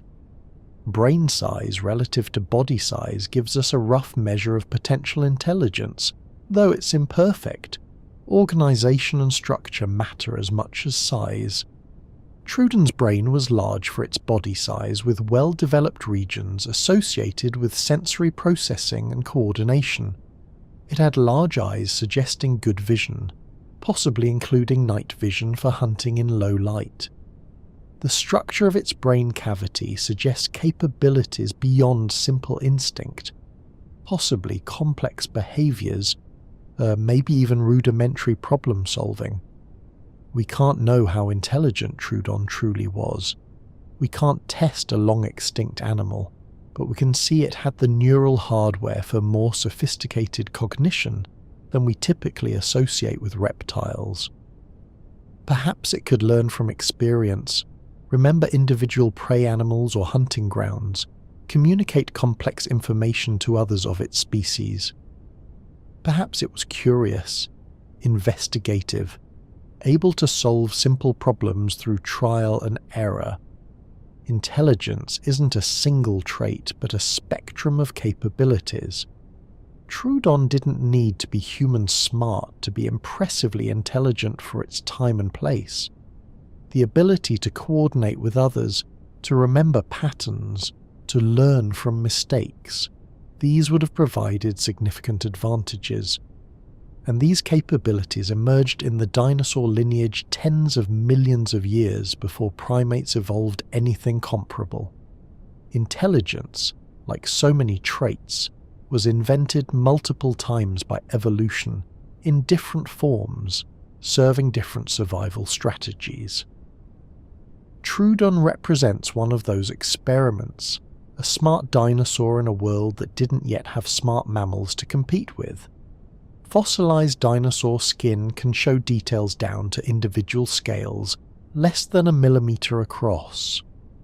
The finest mud can preserve the most delicate textures, creating fossil images of astonishing clarity. When conditions are perfect, when an animal comes to rest in sediment so fine-grained it can capture minute surface details when burial happens quickly enough to prevent decay, we get preservation that borders on miraculous. Under magnification, these skin impressions reveal a level of detail that makes the animal feel immediate, almost touchable. You can see the pattern of scales overlapping like shingles on a roof. You can see where scales transition from one size to another across different body regions. Sometimes you can even see the texture within individual scales, tiny bumps or ridges, wear patterns, variations in thickness. This isn't just scientific data. It's intimacy across deep time. You're seeing the exact surface of a specific animal, the texture that would have met your fingertips if you could somehow reach back 80 million years and touch it. The scales that felt rain, that brushed against vegetation, that were perhaps scratched by branches or scarred by encounters with predators. All of that history is suggested by the texture preserved in stone. The preservation depends entirely on luck, the right kind of mud, the right speed of burial, the right geological circumstances to prevent the impression from being destroyed over millions of years. Most dinosaurs didn't get this lucky. Their skin rotted away, leaving only bones, but occasionally, rarely, the conditions aligned perfectly, and we're left with fossils that preserve not just what the dinosaur was made of internally, but how it appeared externally. The texture of existence itself, pressed into mud and turned to stone. Some dinosaurs had air-filled bones so light they could float on water, despite being enormous animals. The physics of being gigantic required sacrificing solid bone for honeycombed lightness. A sauropod vertebra the size of a chair might weigh only as much as a heavy book. Its internal structure more air than bone, struts and chambers arranged for maximum strength with minimum mass. This seems counterintuitive. We think of large animals needing massive solid bones to support their weight, but evolution found a better solution. Hollow bones connected to air sacs, creating a respiratory system that doubled as a weight reduction strategy. The bones were strong enough to support the animal's mass because they were designed efficiently. Material placed exactly where stress would be greatest. Empty space everywhere else. The air sacs meant these bones were essentially inflated structures, pressurized from within by the respiratory system. When the dinosaur breathed, air flowed through its lungs but also filled these cavities throughout the skeleton. It's possible to have been inside a sauropod. In some metaphorical sense, listening to it breathe and heard air moving through its bones, a sound unlike anything we could hear from modern animals. This adaptation meant that even the largest land animals ever to exist could move with something approaching grace. They weren't fighting against crushing weight with every step. They were built lightly enough that their muscles could actually propel their mass forward efficiently. A 70-ton Argentinosaurus might have weighed half what it would have if its bones were solid, still impossibly heavy by our standards, but manageable for an animal designed from the ground up for size. Evolution discovered what human engineers later learned. When you need to build big, build light. Dinosaur coprolites, fossilized feces, contain undigested bones, scales, and plant matter, revealing diet details. These lumps of ancient waste are treasure troves of information about what and how dinosaurs ate. What seems undignified to us is simply data to paleontologists, each coprolite a snapshot of a dinosaur's digestive process frozen in time. The largest coprolite attributed to a T-Rex contains fragments of bone that were bitten but not fully digested, evidence of the tremendous forces involved in feeding, and the limits of even a tyrannosaur's digestive acids. Other coprolites show tiny mammal bones, fish scales, crushed crustacean shells, plant fibers worn down but still recognizable. Each one tells a story about a meal consumed millions of years ago. Coprolites form when feces contain enough mineral content or when they're deposited in conditions that allow rapid mineralization. The organic material is replaced by minerals, preserving the shape and internal structure.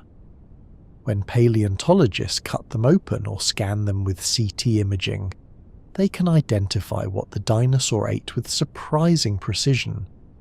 Not just the general category of food, but sometimes the specific species. There's something humble about this kind of fossil. It's not dramatic like a complete skeleton, not beautiful like a feathered specimen preserved in amber. It's literally fossilized excrement. But it answers questions bones can't. What was inside the animal? What it successfully digested and what it couldn't break down? How much it ate? Perhaps even how often? The unglamorous fossils sometimes tell the most useful stories. Survival isn't always majestic. Sometimes it's just eating, digesting, excreting, and doing it successfully enough to live another day. The horns of Triceratops continued growing throughout life, meaning older individuals had more impressive headgear. Age would have been displayed prominently, with elderly males carrying the most spectacular horns, visible advertisements of survival, genetic fitness, competitive success across years or decades of life. In many modern animals with horns or antlers, size indicates age, health, and dominant status. An old male with massive horns has proven his genetics are worth passing on. He survived to maturity, he competed successfully, he acquired enough resources to grow impressive ornaments. The same logic likely applied to Triceratops. Young individuals had small horns, adults had larger ones. The oldest, most successful males would have sported truly impressive headgear. These horns weren't just for display, of course. They were weapons. Fossil Triceratops skulls show puncture wounds and healed fractures consistent with horn combat. Individuals fighting each other, horn tips penetrating frills or glancing off thick bone. Some of these injuries healed poorly, leaving the dinosaur with a deformed horn or damaged frill. Others healed cleanly, the bone remodeling over time until only a scar remained. Imagine two elderly Triceratops males facing off, their horns massive from decades of growth. The fight might never happen. The display alone might settle the dispute, the larger horned individual clearly dominant. Or perhaps they'd engage in ritualized pushing matches, horns locked together, each trying to force the other back.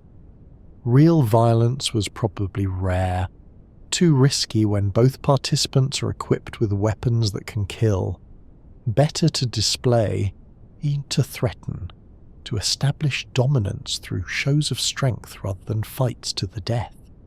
But the capacity for violence was always there, written into the shape of their skulls. Some dinosaurs may have lived in polar regions with months of darkness, requiring adaptations we can only guess at. How did a dinosaur endure an Arctic winter under prehistoric stars without hibernation or the metabolic tricks modern mammals use? We've found fossils in Alaska and Antarctica from times when those regions experienced polar night, weeks or months without sunlight, temperatures dropping below freezing. These weren't brief visits. Some species appear to have been permanent residents, living through the seasonal extremes year after year. But how? Modern reptiles can't function in extended cold and darkness. They need sun to warm up, as to activate their metabolism. Yet dinosaurs with at least some warm-blooded capabilities might have managed what modern reptiles can't. Perhaps they had dense feather coats for insulation. Perhaps they huddled together for warmth, sharing body heat through cold months. Perhaps they had metabolic adaptations that let them maintain activity even when food was scarce and temperatures dropped. Or perhaps they did hibernate, entering torpor states we can't detect in fossils, waiting out the worst months with lowered metabolism. The fossil evidence proves they were there, but doesn't explain how they survived the conditions. It's one of those mysteries where we have the what, but not the how. We know it happened, the bones don't lie about their location, and the paleoclimate data is clear, but the mechanism remains speculative. Dinosaurs living in darkness for months at a time, possibly in temperatures near or below freezing, somehow making it work with physiology we can only partially reconstruct from fragmentary fossils. They found a way. We're still figuring out what that way was. Dinosaur bone is sometimes replaced by minerals like quartz or pyrite, creating fossils that glitter and shine. What was once living tissue becomes gemstone, transformed by chemistry into something almost precious. The original bone dissolves away molecule by molecule, and mineral-rich groundwater fills the space, depositing new material that takes the exact shape of what was there before. When the replacing mineral is quartz, the fossil can be translucent, catching light in ways bone never would. When it's pyrite, fool's gold, the fossil gleams metallic and golden. Sometimes iron oxide replaces the bone, turning it rust red or deep brown. Each mineral creates a different appearance, but all of them preserve the structure with remarkable fidelity. Under a microscope, you can still see cellular structure, the tiny spaces where living bone cells once resided. These fossils are beautiful in a way that transcends their scientific value. A pyrite-replaced vertebra looks like a golden sculpture, precious and strange. A quartz-replaced tooth catches light like a crystal, translucent and glowing. They're reminders that fossilization is as much art as preservation, geology and chemistry collaborating across millions of years to transform the organic into the mineral, creating objects that are simultaneously scientific specimens and natural artwork. And the specific mineral that replaces bone depends on local groundwater chemistry, the type of rock surrounding the fossil, the temperature and pressure conditions during fossilization. It's random in that sense. The same dinosaur buried in different locations would become different kinds of fossils, but the result is the same: preservation of form even as the substance completely changes. The shape persists, the chemistry transforms, and occasionally the transformation creates something unexpectedly beautiful. The Ankylosaurus had a sense of smell powerful enough to locate food and detect predators from far away. Its armored body hid a sophisticated sensory system that mapped the world through scent, where the skull contained large olfactory bulbs, the brain regions dedicated to processing smell, suggesting this was a primary sense for navigation and awareness. This makes sense for an animal whose defense strategy was to stay put and endure rather than flee. If you're heavily armored but slow, you need advance warning of threats. Smell provides that. An Ankylosaurus could detect a predator approaching from downwind long before it became visible, giving time to prepare, lowering its body to protect the vulnerable belly, positioning its tail club, bracing for potential attack. Smell would also help locate food. Plants have distinct scents, especially when flowering or fruiting. An ankylosaurus could follow scent trails to preferred vegetation, could distinguish between food sources from a distance, could navigate its territory using an olfactory map we can barely imagine. Humans are visual creatures primarily. We navigate by sight. But imagine navigating primarily by scent, the world revealed through chemical signals floating on the breeze. The large olfactory bulbs preserved in fossil skulls tell us this sense was important, but not how acute it was or what specific sense mattered most. We can only infer from modern animals with similarly developed olfactory systems, bears, dogs, elephants, that can detect scents across miles, can distinguish between thousands of individual odours, can remember scent memories for years.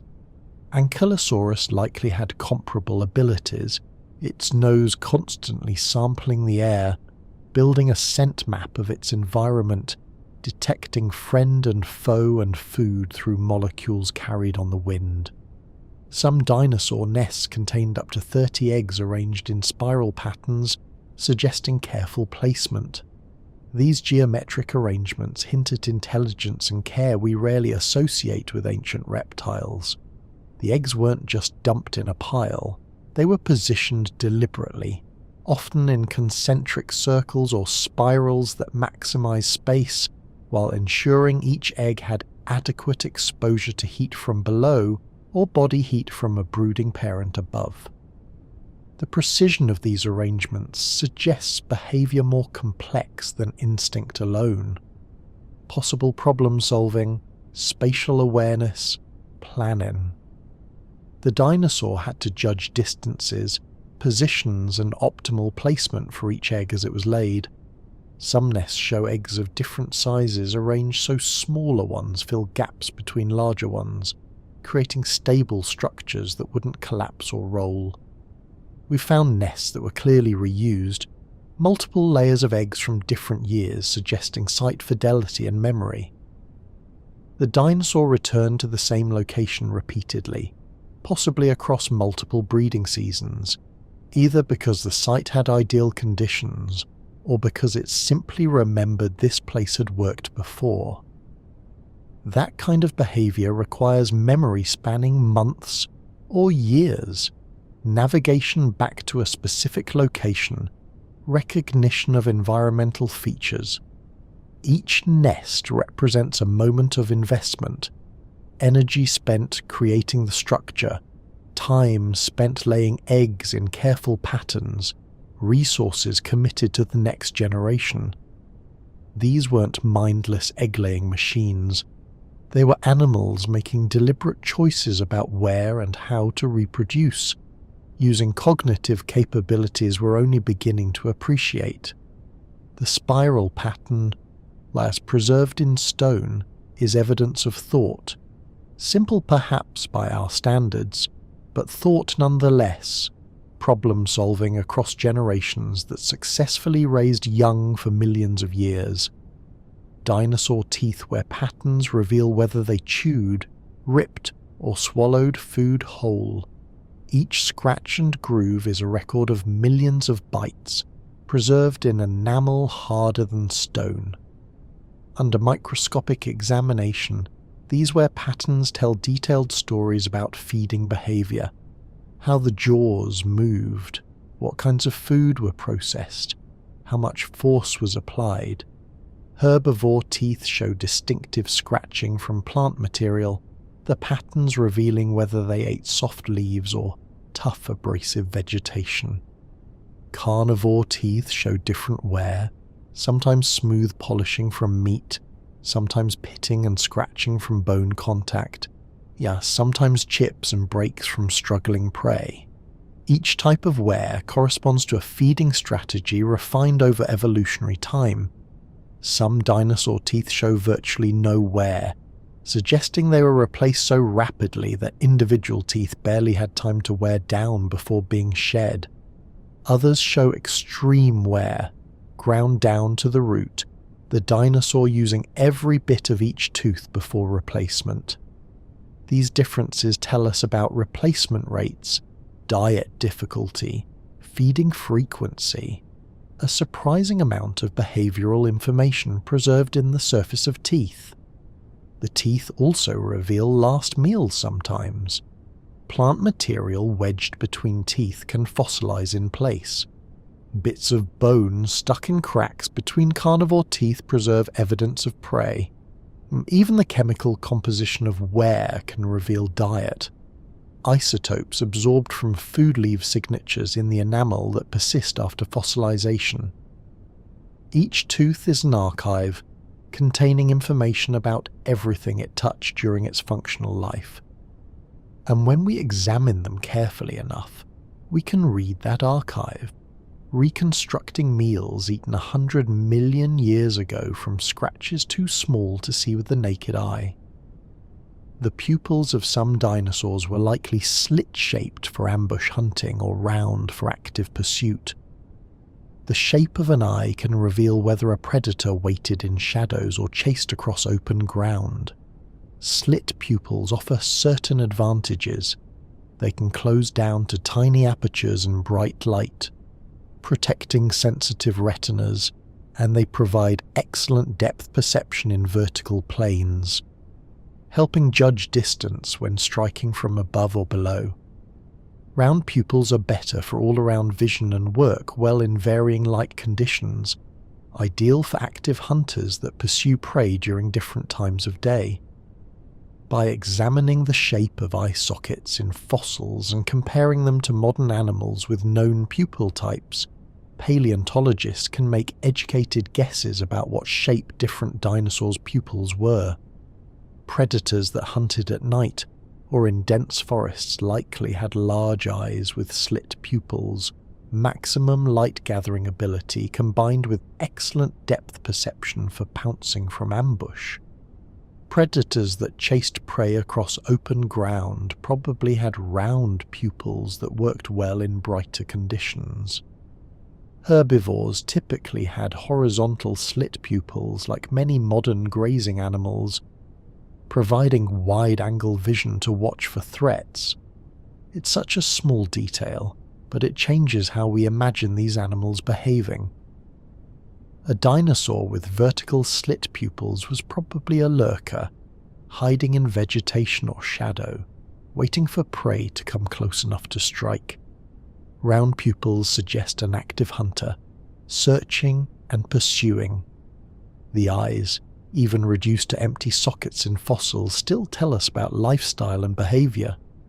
How an animal saw its world shaped, how it moved through that world, how it hunted or evaded hunters, whether it was most active at dawn, dusk, or midday. Dinosaur feathers weren't just for flight. They provided insulation, waterproofing, and visual displays. A fuzzy coating turned cold-blooded logic on its head, suggesting warmth-generating metabolisms that needed protection from heat loss. The earliest feathers were probably simple filaments, like hair, emerging from the skin to trap air and create an insulating layer against the dinosaur's body. Over time, these structures became more complex. Branches developed, creating the familiar feather shape we recognize from modern birds. Some became specialized for different functions: downy feathers near the skin for warmth, longer contour feathers on the outside for streamlining and water resistance, display feathers with iridescent colors or elaborate shapes for attracting mates. Imagine a small theropod covered in fuzzy proto-feathers, looking more like a fuzzy reptile than a bird. It uses those feathers to stay warm during cool nights, to shed rain during storms, and to signal to others of its species through patterns and colors we can sometimes reconstruct from fossilized melanosomes. Feathers were a multi-purpose innovation, solving several problems simultaneously: temperature regulation, moisture control, communication, and eventually, in some lineages, flight. The presence of feathers on dinosaurs that never flew suggests they evolved for other reasons first. Flight came later, a secondary adaptation of structures that already existed for different purposes. Evolution works this way often, inventing something for one use, then repurposing it for something else entirely. Feathers on flightless dinosaurs are evidence of this process, showing us the intermediate steps between scales and wings between earthbound and airborne. And some dinosaurs had specialized teeth in different parts of their mouths for different functions, like modern mammals. Heterodontosaurus had 3 distinct tooth types: small nipping teeth in front, sharp tusks for defense or display, and grinding teeth in back for processing plant material. This is remarkably mammal-like for a dinosaur, nature experimenting with designs that wouldn't become common until mammals diversified after the extinction. Most reptiles have homodont dentition, teeth that are all basically the same shape, maybe varying in size but not in fundamental structure. Mammals have heterodont dentition, incisors for cutting, canines for gripping or tearing, molars for grinding. This allows for more efficient processing of food, each tooth type optimized for a specific task. The Heterodontosaurus discovered this solution independently, millions of years before mammals made it standard. The front teeth cropped vegetation. The tusks, larger in males, probably served social functions, threat displays, fighting with rivals, possibly defense against small predators. The back teeth ground food into digestible pulp. 3 different tools in one mouth, allowing more efficient herbivory. It's another reminder that dinosaurs weren't simple or primitive. They evolved sophisticated solutions to the challenges of their environments. Some of those solutions parallel what mammals later developed, arrived at independently through convergent evolution. The same problems, how to eat efficiently, how to establish dominance, how to defend yourself, can be solved in similar ways by very different animals separated by millions of years. Good designs get reinvented because the underlying physics and biology favor certain solutions over others. Dinosaur bones can show growth spurts and slow periods, revealing they grew in fits and starts, not continuously. Like trees, their bones recorded good years and bad, seasons of plenty and times of scarcity. The growth rings we mentioned earlier weren't evenly spaced. Sometimes they're close together, indicating slow growth, perhaps during a drought when food was scarce, or during winter months when vegetation died back. Sometimes they're widely spaced, showing rapid growth during ideal conditions. This pattern tells us about individual life histories in surprising detail. We can see when a dinosaur experienced hardship, illness, injury, environmental stress.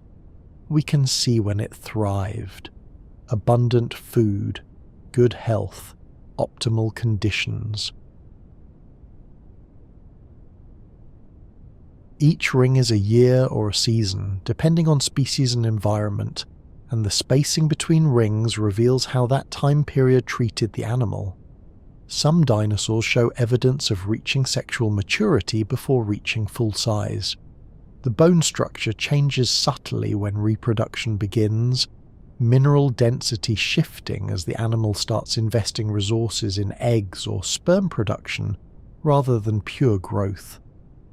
We can see this transition in fossils, identifying the approximate age when a dinosaur became capable of breeding. This kind of analysis makes fossils personal, not just a Tyrannosaurus, but this specific individual that hatched around 68 million years ago, grew slowly for its first 3 years, suggesting tough early conditions, then experienced rapid growth between years 4 and 7. reached sexual maturity around age 9, continued growing more slowly until age 15, then maintained its size until death around age 28 from unknown causes. Each dinosaur was an individual with a unique life story, and the bones preserve that story if we know how to read it.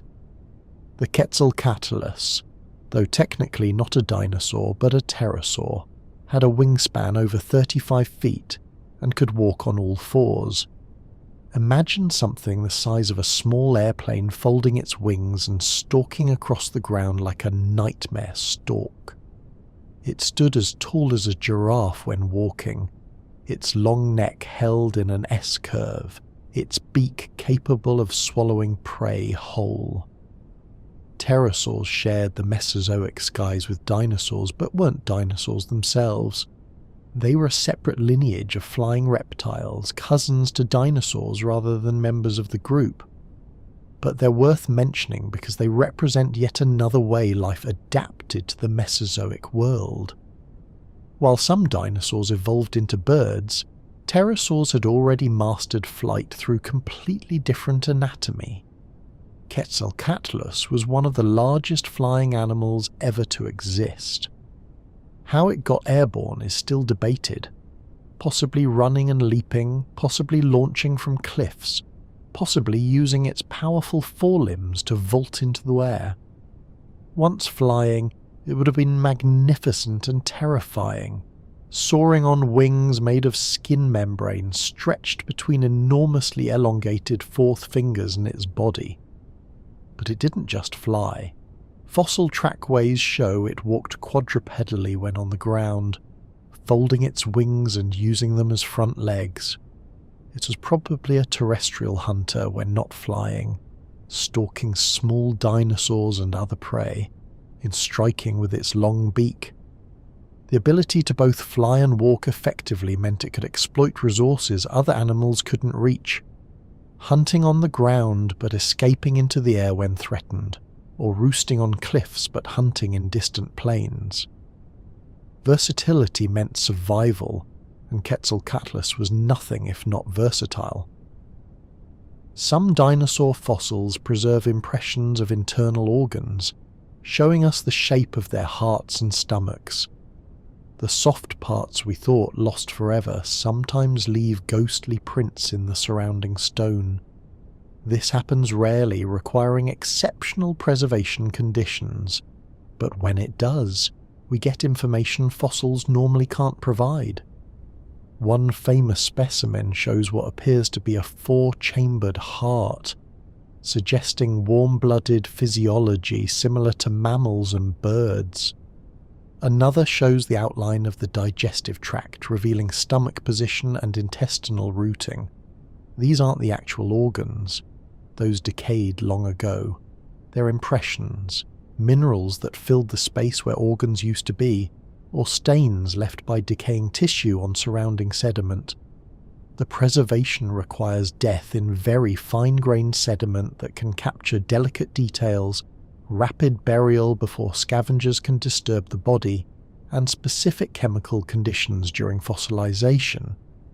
When all these factors align, we occasionally get fossils that show not just the skeleton, but hints of the soft anatomy surrounding it. These fossils are controversial sometimes. Interpreting impressions and stains is subjective. What one paleontologist sees as a preserved heart, yet another might interpret as mineral staining with no biological significance. But even the possibility of preserving internal organ impressions is remarkable. It suggests that under the right conditions, almost anything can fossilize, even structures we thought too soft and ephemeral to survive millions of years. The fossil record isn't just bones, it's occasional miracles of preservation that capture complete organisms inside and out. Dinosaur tails were incredibly muscular and could be used as weapons, props, or communication tools.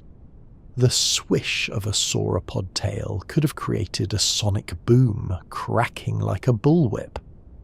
The tail wasn't just dead weight trailing behind, It was an active, controlled appendage with multiple functions depending on species. Sauropods used their enormously long tails as counterbalances for their long necks, but also possibly as weapons. Some tails ended in thin, whip-like sections that could be swung at high speeds. Calculations suggest these could exceed the speed of sound, creating an explosive crack as they broke the sound barrier. Whether this was used for defense, threat displays, or communication is uncertain, but a creature capable of making thunder with a body part would definitely use that ability. Theropods use stiffened tails as counterbalances while running, holding them horizontally to prevent pitching forward.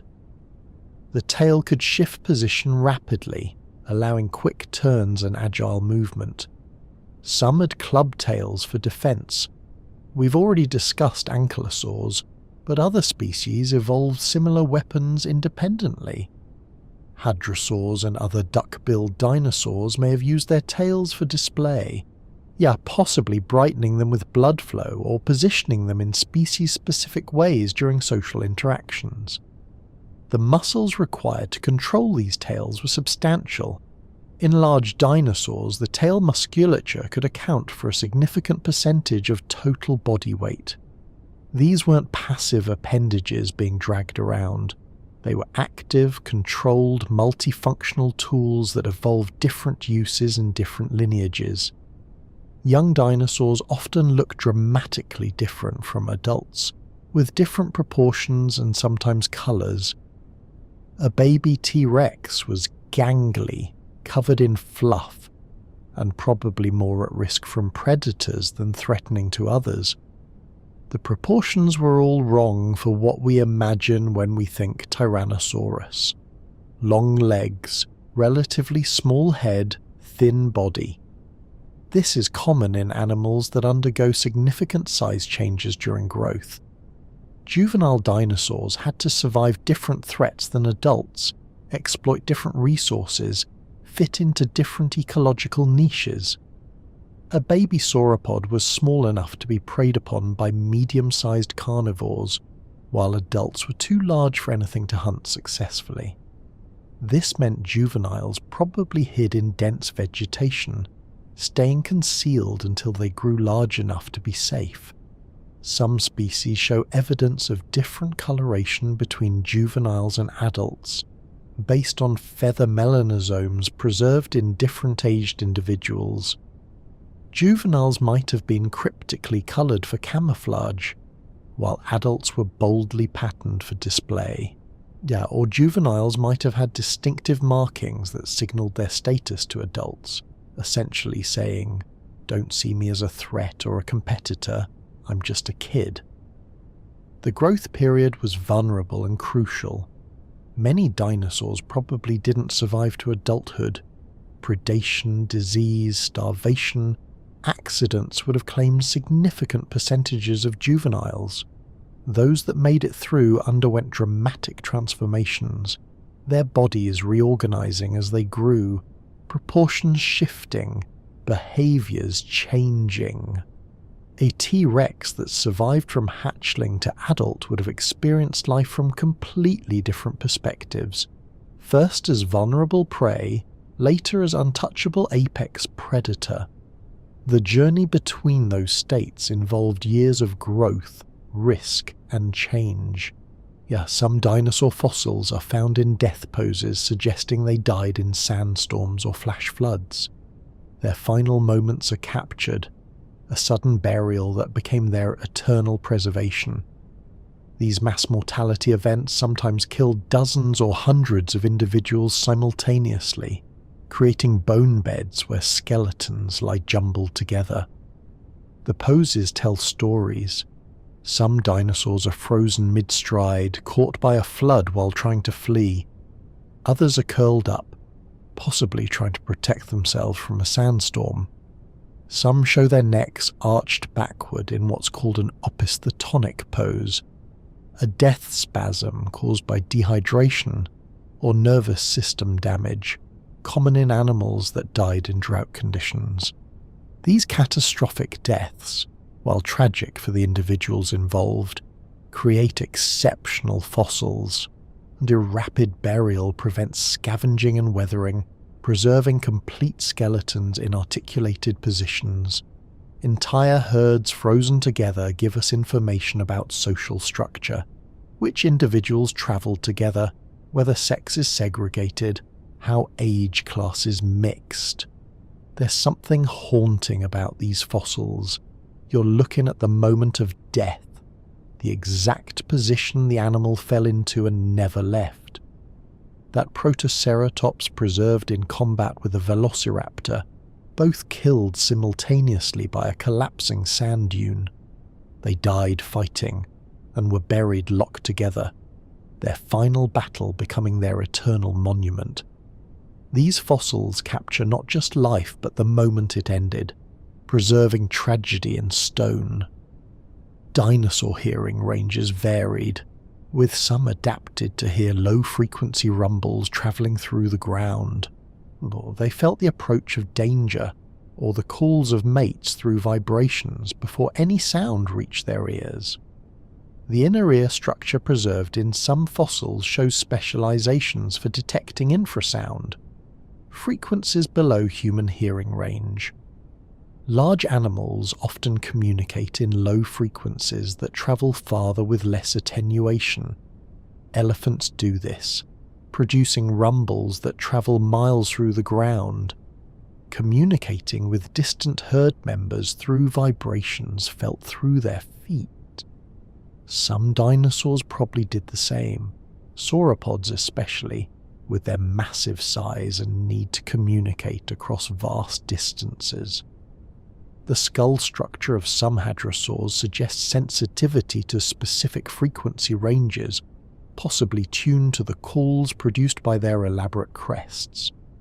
Others show adaptations for high-frequency hearing, yet are possibly for detecting the approach of small predators or prey rustling in undergrowth. Each species evolved, hearing suited to its needs. Predators detected prey sounds. Prey detected predator sounds. Social species detected each other's calls. We can't hear what they heard. The acoustic environment of the Mesozoic is lost to us.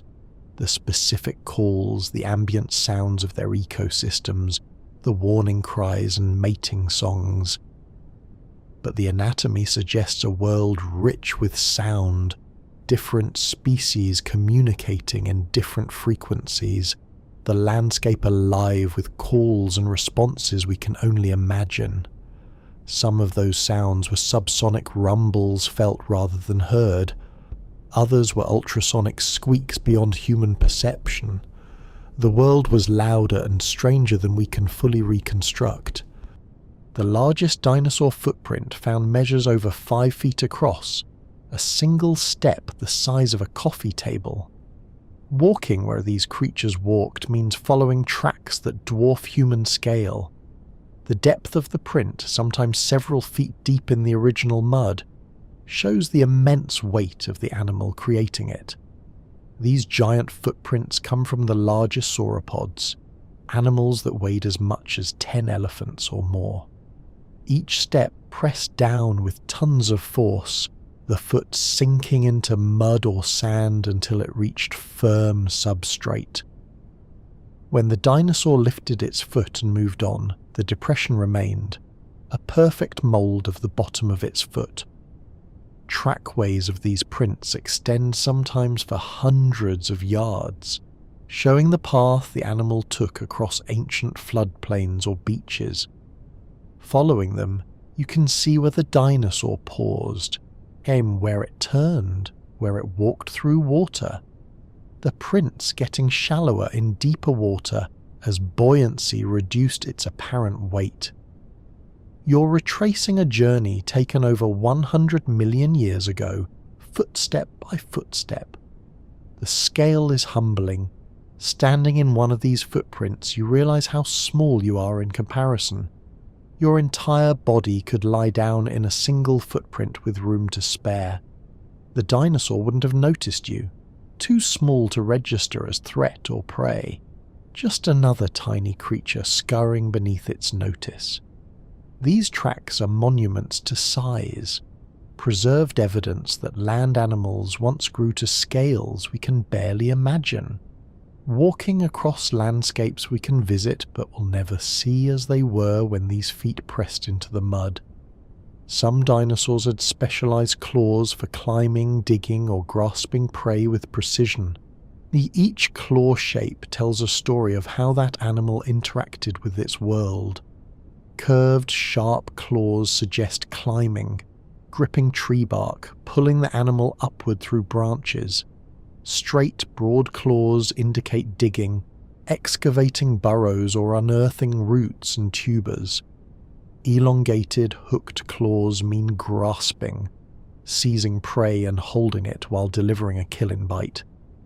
The famous terrible claw of Deinonychus, that enlarged sickle on the second toe, was likely used in hunting, possibly to pin prey down or deliver slashing wounds. Some scientists suggest it was used for climbing onto larger prey, the claw serving as a grappling hook while the dinosaur attacked from above. Others think it was primarily a display structure, enlarged beyond functional necessity for intimidation or species recognition. Therizinosaur claws, absurdly long but relatively blunt, probably pulled vegetation within reach or stripped bark from trees. Oviraptor claws were delicate and precise, possibly used for handling eggs or capturing small, quick prey that required dexterity rather than force. Each claw design represents an evolutionary solution to a specific challenge: how to access food, how to defend territory, how to navigate the environment. You can learn an animal's lifestyle from its claws alone sometimes. Show a paleontologist just the claw, and they can often tell you whether it climbed, dug, grasped, slashed, or displayed. The shape encodes function with remarkable precision. Evolution sculpts these structures across millions of years, testing variations, selecting for efficiency.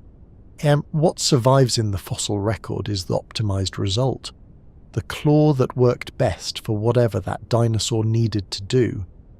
Dinosaur metabolism may have been mesothermic, neither fully warm nor cold-blooded but somewhere in between. They might have occupied a metabolic middle ground that no modern animal truly replicates. This would explain certain puzzles, how they could be active enough to catch quick prey, but not so metabolically expensive that they needed to eat constantly like modern mammals. Mesothermy would mean maintaining body temperature above ambient levels, but not at the constant, tightly regulated temperatures mammals achieve. Perhaps their temperature fluctuated within a range, warmer during activity, cooler at rest, but never dropping to match environmental temperatures like cold-blooded reptiles. The large body size of many dinosaurs would have helped. Mass retains heat better than small bodies, so even without high metabolic rates they'd stay relatively warm. Some species might have been more warm-blooded than others. Small, active theropods probably ran hotter metabolically, burning energy to maintain constant temperatures. Giant sauropods might have been gigantothermic, their sheer size preventing rapid heat loss regardless of metabolic rate. Different dinosaur groups might have explored different metabolic strategies, each finding a balance between energy expenditure and activity level that worked for their particular lifestyle. Modern animals divide fairly cleanly into warm-blooded and cold-blooded categories with few exceptions. But dinosaurs might have inhabited a metabolic spectrum we no longer see represented in modern fauna. They were doing something different, something that worked extraordinarily well for 165 million years, but that mammals and birds have since replaced with their own approaches. That middle ground is difficult to study because we have few living analogues, but the fossil evidence suggests it existed, a way of being that combined advantages of both strategies while accepting compromises from each. Fossil evidence suggests some dinosaurs engaged in complex social behaviors, including cooperative hunting. Deinonychus fossils found with a larger herbivore hint at pack tactics similar to modern wolves. Multiple individuals died together near the remains of a Tenontosaurus, a herbivore much larger than any single Deinonychus could kill alone. The interpretation isn't certain. Maybe these Deinonychus died separately and were washed together by flooding. Maybe they were scavenging an already dead carcass, not hunting cooperatively. But the frequency with which we find multiple predators associated with single large prey animals suggests coordination. Killing something 10 times your size requires strategy, communication, division of labour. Pack hunting demands social complexity. The hunters need to coordinate attacks, understand each other's positions and intentions, possibly communicate through calls or body language. There must be some way to share the kill afterward, either established hierarchies that determine feeding order, or enough tolerance that multiple individuals can feed simultaneously without fighting. We see evidence of other social behaviours too, the trackways showing many individuals moving together, nesting colonies where multiple dinosaurs laid eggs in proximity, bone beds suggesting herds that stayed together through life. The fossil record hints at sophisticated social lives, family groups, hierarchies, cooperative behaviours, possibly even teaching young through example and experience. Social behaviour doesn't fossilise directly, but it leaves traces, individuals found together, nests clustered together, trackways showing coordinated movement. From these traces we infer that dinosaurs weren't solitary except when breeding. Many lived in groups with complex social structures, behaviours we typically associate with mammals and birds, but that clearly existed long before either group dominated. The distribution of dinosaur fossils shows how continents have moved. Fossils of the same species appear on now separated land masses. These animals walked across supercontinents that have since drifted apart, their bones mapping ancient geography more accurately than any other evidence. When we find the same dinosaur species in both South America and Africa, we know those continents were connected when that dinosaur lived. When we find closely related species on multiple continents, we can track how populations separated as land masses split apart, each isolated population evolving independently afterward. The fossils themselves are evidence of continental drift, a theory that was controversial when first proposed, but is now supported by countless lines of evidence, including dinosaur distributions. Pangaea broke apart gradually during the dinosaur age. Initially, dinosaurs could walk anywhere, the entire world's landmass connected. As rifts opened and continents separated, populations became isolated. Ocean barriers prevented migration. The same ancestral species began evolving differently on different land masses. By the end of the Cretaceous, each continent had its own distinct dinosaur fauna, related to dinosaurs on other continents, but differentiated by millions of years of separate evolution. This created natural experiments in evolution. Similar ecological niches on different continents were filled by different dinosaurs, each lineage solving the same problems in slightly different ways. Top predators on each continent evolved similar body plans through convergent evolution. Large skulls, powerful legs, reduced arms. But they weren't the same species, just parallel development separated by geography. The fossil distribution tells us where animals could walk and when, mapping ancient connections that have since been severed by drifting continents. Some dinosaur eggs had porous shells allowing embryos to breathe. similar to bird eggs but uniquely adapted. The shell had to balance protection with gas exchange, a delicate architectural challenge. Too thick, and oxygen couldn't reach the embryo. Too thin, and the egg would dry out or break under its own weight. Different dinosaurs solved this differently. Some had very porous shells suitable for buried nests, where moisture was high and gas exchange critical. Others had denser shells for surface nests exposed to air and potential predators. The pore structure varied. Some had many tiny holes, others fewer large ones, each arrangement affecting how quickly water evaporated and gases diffused. The thickness and porosity tell us about nesting behaviour.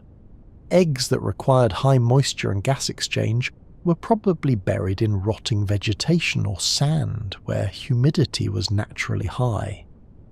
Eggs with thicker, less porous shells could handle surface incubation, where the parent sat on them, maintaining temperature and moisture through body contact. Examining fossil eggshells under microscopes reveals these structures preserved in stunning detail. We can see the crystal arrangement, the pore channels, even sometimes the membrane that lined the inside of the shell. Each detail informs our understanding of reproduction, how the eggs were incubated, how long they took to hatch, what conditions the embryos needed to survive. And the shell itself is an archive of reproductive biology, containing information about some of the most vulnerable moments in a dinosaur's life cycle. Dinosaur blood vessels can sometimes be recovered from fossils, showing structures like modern animals. The chemistry of life leaves traces that survive even fossilization's transformation. In exceptionally well-preserved fossils, soft tissue remnants persist, not as flesh, but as mineralized or chemically altered structures that retain their original form. Blood vessels are particularly notable because they're delicate, thin-walled tubes that should collapse and disappear during fossilization, but occasionally, under specific chemical conditions, they preserve. The organic material is replaced by minerals, but the structure remains, tiny tubes branching through bone, following the paths blood once flowed. This preservation was controversial when first reported. How could soft tissue survive 65 million years or more? The answer involves chemistry we're still studying. Iron from blood cells may stabilize tissue through cross-linking, essentially tanning it like leather. Rapid mineralization may encase structures before they fully decay.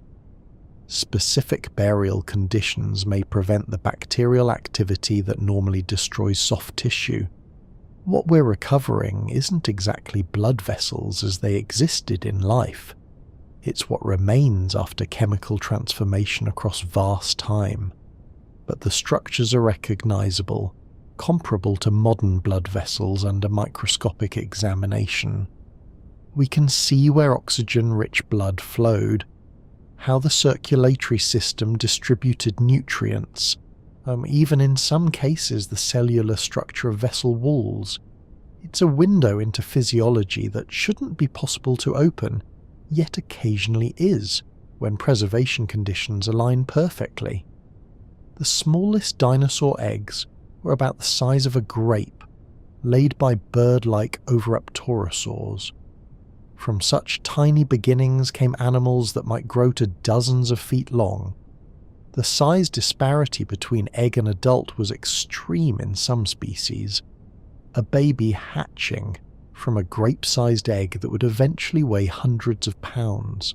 Small eggs hatch faster, requiring less parental investment in incubation. They're also easier to protect. A clutch of tiny eggs takes up less space, can be hidden more effectively, requires less energy to maintain at appropriate temperature. But small eggs mean small hatchlings, which are vulnerable and need time to grow to safe sizes. The growth rate after hatching must have been remarkable. To go from a few ounces to hundreds of pounds in a reasonable time frame requires rapid development and enormous food intake. Hatchlings probably ate constantly during growth periods, their metabolisms running at maximum capacity to build tissue and bone as quickly as possible. Parent investment didn't end at hatching. Small hatchlings required protection, possibly feeding assistance, certainly supervision until they grew large enough to avoid most predators. This extended parental care is another behavior we usually associate with birds and mammals, but that clearly existed in dinosaurs. The small egg size tells us about reproductive strategy.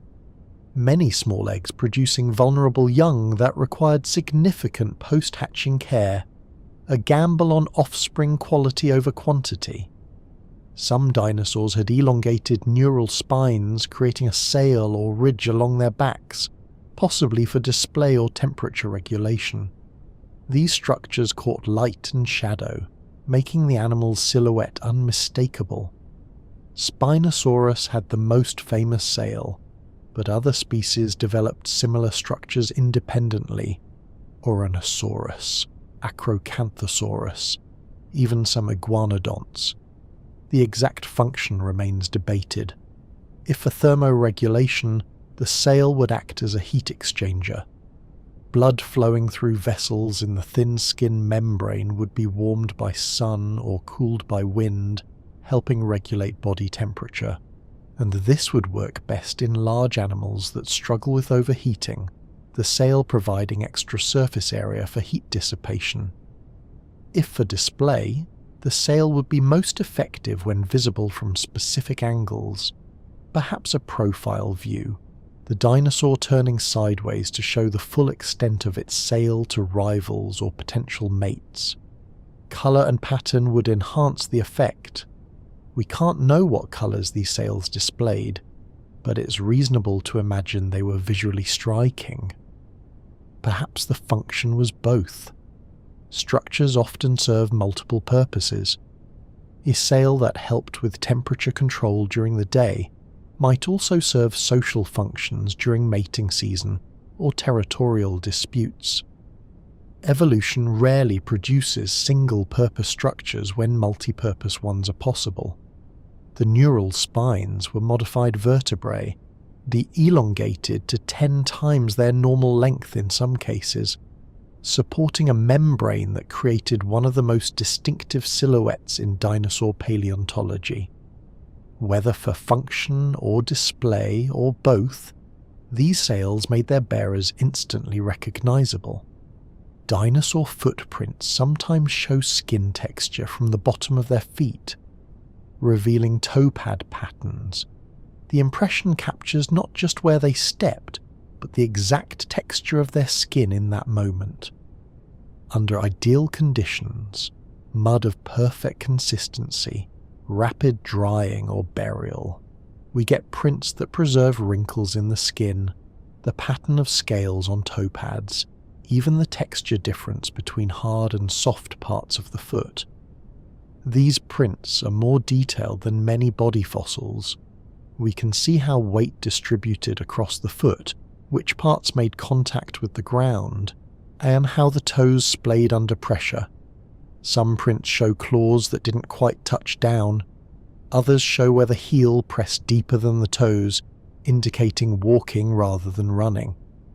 The toe pad patterns are particularly fascinating, raised areas covered in small pebbly scales for traction, separated by softer skin that compressed under weight. It's the same principle modern animals use: hard pads where friction is needed, flexible skin between for movement.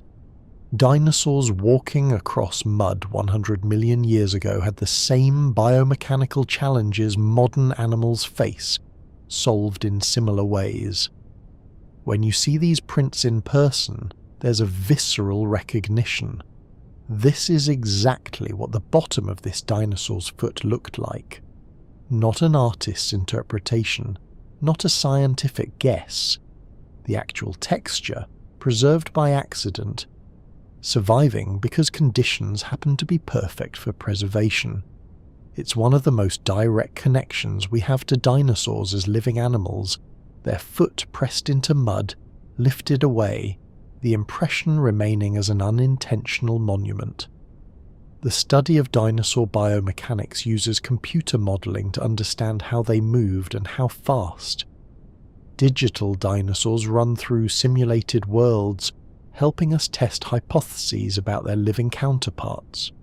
Scientists create virtual skeletons, add muscle mass based on attachment points, calculate centres of gravity, then simulate movement to see what's physically possible. These models can answer questions fossils alone can't. How fast could T-Rex run without its leg bones breaking under stress? Mia, how did sauropods hold their necks? Vertically like giraffes, or horizontally like cantilever bridges? Could pterosaurs take off from level ground, or did they need cliffs to launch from? The computer doesn't care about our assumptions. It calculates based on physics and biology, telling us what could and couldn't work. Results sometimes surprise us. The digital T-Rex runs slower than expected. Its mass creates stresses that would fracture bones at sprint speeds, suggesting it was a power walker rather than a sprinter. Sauropod neck simulations show horizontal postures are more stable and less energetically expensive than vertical ones. Pterosaur launch models suggest they use their powerful arms to vault into the air like bats, not running takeoffs like birds. These aren't definitive answers. The models depend on assumptions about muscle mass, bone strength, behaviour, but they narrow the possibilities, eliminating what's physically impossible and highlighting what's most likely. Combined with fossil evidence, biomechanical modelling brings us closer to understanding these animals as dynamic, moving creatures rather than static skeletons. We can watch them run, jump, walk, bite in virtual simulations, testing our understanding against the constraints of physics and biology. Some dinosaurs likely use low-frequency sounds below human hearing range to communicate over long distances. The forest would vibrate with calls we couldn't hear. A conversation happening just below perception. Infrasound. Frequencies below 20 Hz. Travels farther than higher-pitched sounds, penetrating through dense vegetation and across miles of open terrain without significant attenuation. Large animals today use infrasound for long-distance communication. Elephants rumble to each other across savannas. Whales call to each other across ocean basins. The physics favours it. Low frequencies carry farther, diffract around obstacles better, maintain their signal over distance. Large dinosaurs with the anatomical capability to produce low-frequency sounds would have benefited from the same advantages. Imagine standing in a Cretaceous forest. To your ears it might seem quiet. Bird calls, wind in trees, maybe the buzz of insects. But beneath your hearing threshold, the ground vibrates with dinosaur communication. A sauropod herd coordinates movement through subsonic rumbles. A distant tyrannosaur announces territory boundaries with a call you feel in your chest rather than hear with your ears. The acoustic environment was richer than we could perceive, happening in frequency ranges our ears weren't designed to detect. We can infer this from skull structure. Resonating chambers, sinus cavities, nasal passages that could produce or amplify low-frequency sounds. But we can't directly test extinct animals. The sounds are lost, permanently beyond recovery.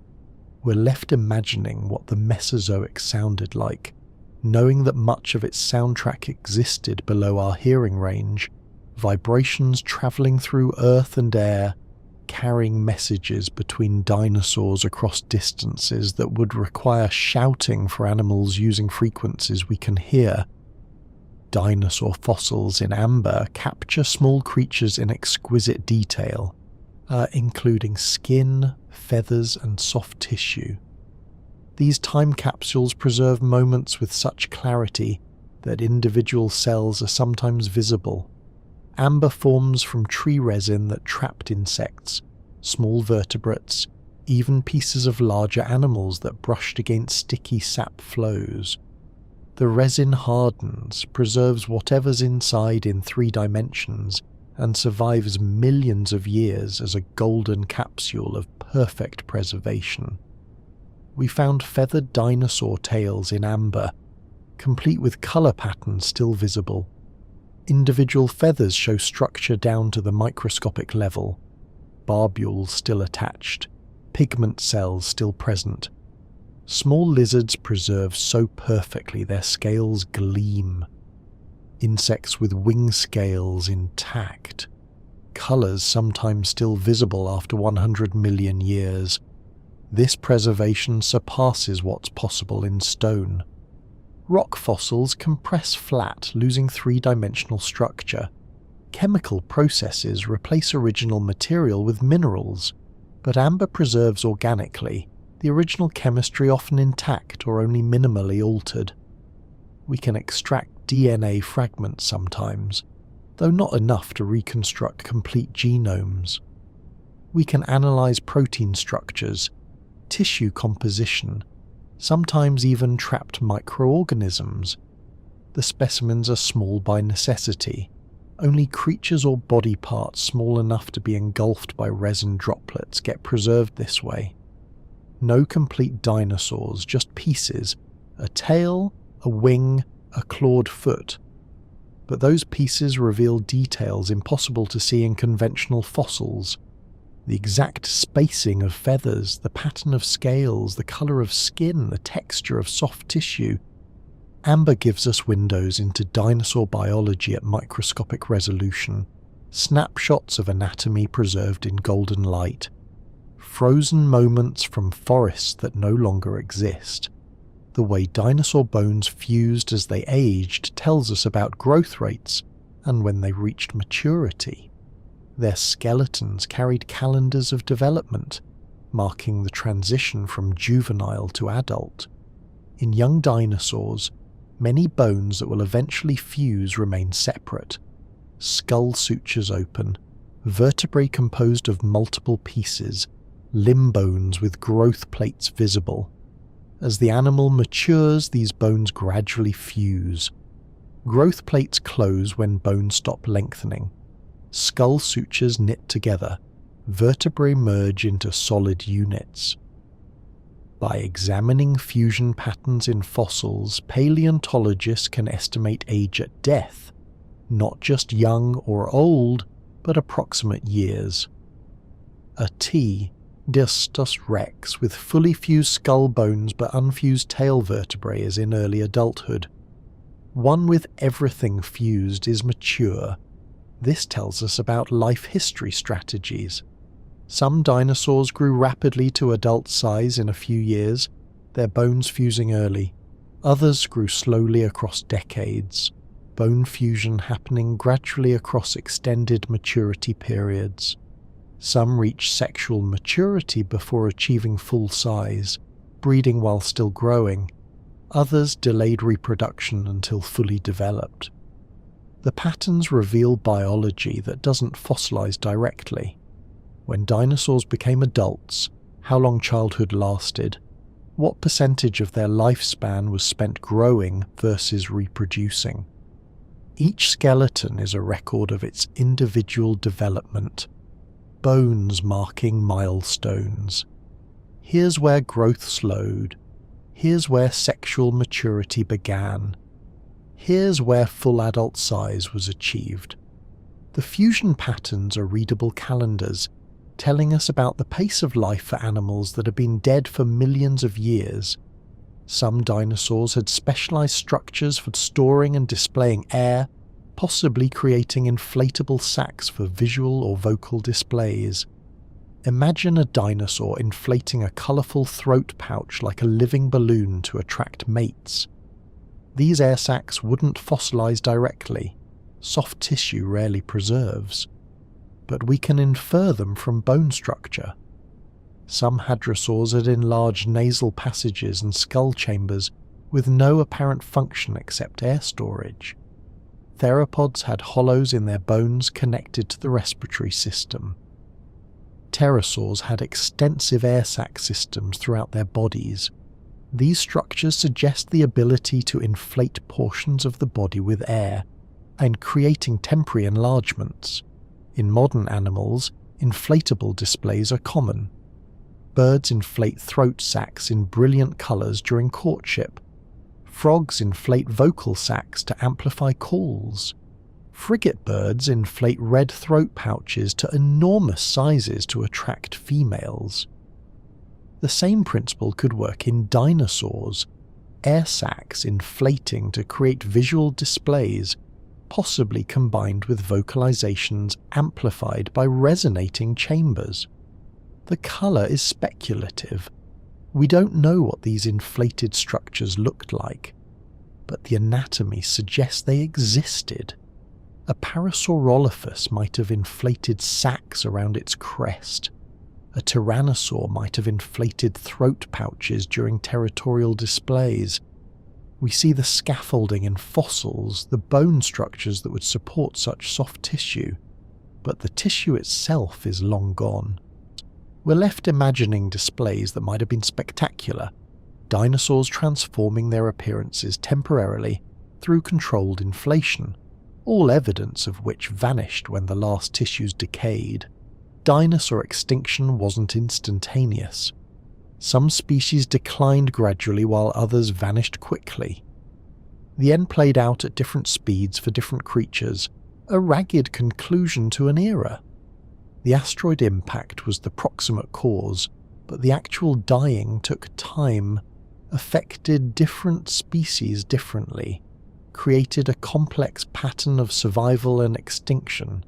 Species already in decline before the impact went extinct faster. Stressed populations with low numbers couldn't recover from additional catastrophe. Species with broad ranges and adaptable diets survived longer, finding refuges where conditions remained tolerable. Specialists, creatures dependent on specific foods or habitats, vanished when their niches disappeared. Generalists persisted in diminished numbers, eventually succumbing to cascading ecosystem collapse. The fossil record shows this pattern.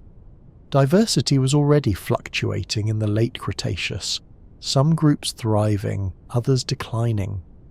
The impact accelerated trends already underway. It didn't affect all dinosaurs equally. Small species with lower food requirements survived longer than large ones. Species in coastal areas might have been hit harder by tsunamis and storm surges.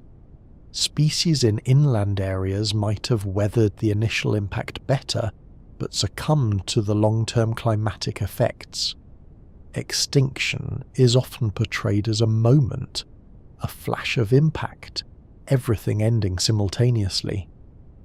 But it was a process, extending across months, years, perhaps decades. The last survivors witnessed not a sudden apocalypse, but a gradual unraveling, resources dwindling, population shrinking, ecosystems simplifying until they couldn't support the diversity that had existed before. Some dinosaurs died in the impact itself, others starved in the months that followed. The last ones died in a world already transformed, the final representatives of lineages that had thrived for 165 million years.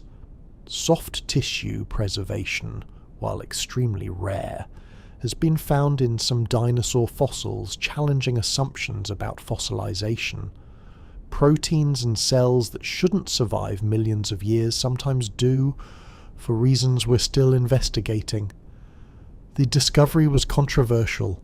How could collagen, blood vessels, even cells persist across geological time when laboratory experiments show they should degrade in thousands of years at most? The answer involves chemistry we don't fully understand yet. Iron from blood cells might cross-link proteins, stabilizing them against decay. Rapid mineralization might seal off tissue from oxygen and bacteria, creating microenvironments where normal decomposition can't occur. Dehydration might preserve structures through desiccation. Multiple factors probably contribute, each slightly extending preservation until, rarely, soft tissue survives in recognizable form. What we're finding isn't exactly tissue as it existed in life. It's degraded, altered, mineralized. But molecular structures remain. Proteins can be extracted and sequenced. Cells can be identified under microscopes. The blood vessel branching patterns are visible. It's not DNA quality preservation. Most DNA degrades far too quickly. But it's more than paleontologists expected to ever find. These discoveries are opening new research avenues. Can we analyze dinosaur proteins to understand metabolism? Can cellular structure reveal details about physiology? Can we compare dinosaur molecules directly to modern bird molecules, tracing the evolutionary connection through preserved chemistry? The soft tissue preservation is so unexpected, so theoretically impossible, that finding it forced scientists to revise assumptions about what can survive fossilization. Apparently, under the right circumstances, almost anything can persist, even things we thought were permanently beyond our reach. The diversity of dinosaurs was highest just before the asteroid impact.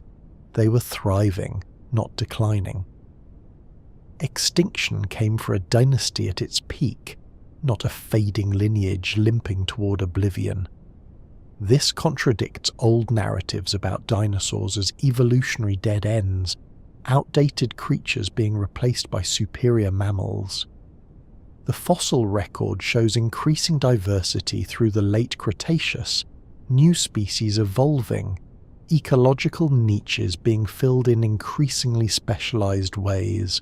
Dinosaurs were still innovating, new body plans were appearing, ceratopsians were diversifying wildly, evolving elaborate frills and horn arrangements. Hadrosaurs were reaching peak diversity with dozens of species showing different crest configurations. Tyrannosaurs were at their largest and most successful. Far from decline, the late Cretaceous shows dinosaurs radiating into new forms, exploiting new opportunities, adapting successfully to changing environments. The asteroid didn't end a failing group, it ended a successful one at the height of its diversity and ecological dominance. This makes the extinction more tragic in a sense. There was no inevitability to it, no sense that dinosaurs were on their way out anyway. They were thriving right up until the moment catastrophe struck. Given another few million years without the impact, who knows what forms they might have evolved, what intelligence might have developed, what directions the lineage might have explored. But evolution doesn't care about potential. The asteroid hit, the environment changed catastrophically, and the dinosaurs that had ruled for 165 million years, that were at their most diverse and successful, mostly died. Only the birds survived, and they were diminished too, most avian lineages going extinct along with their non-avian relatives. What persisted was a fraction of what existed, a remnant of a dynasty brought low by chance. Some dinosaur species may have been sexually dimorphic, with males and females looking distinctly different. What we thought were separate species might have been couples, distinguished by size, crests, or colours. Sexual dimorphism is common in modern animals. Male lions have manes, female lions don't. Male birds are often more colourful than females. Size differences between sexes are widespread. Identifying sexual dimorphism in fossils is challenging. You need multiple specimens from the same species, location and time period. Thus you need enough specimens to see patterns, some individuals consistently larger or with different features, in proportion suggesting two distinct morphs rather than random variation. And you need to exclude other explanations, age differences, individual variation, regional differences. Some cases are convincing. Certain dinosaur species show two distinct size classes with no intermediates, suggesting males and females of different sizes. Others show two forms of cranial crests, elaborate in some individuals, reduced in others, suggesting display structures more developed in one sex. Colour patterns, when preserved, sometimes show dimorphism, one sex more boldly patterned than the other. This means the diversity we see in museums might be overstated. Some species might actually be males and females of single species, or it might be understated. Some specimens we think are the same species might be different ones that happen to look similar. Sexual dimorphism complicates taxonomy, making it harder to define species boundaries when males and females don't look alike. But it also tells us about behaviour. Elaborate display structures suggest complex mating rituals.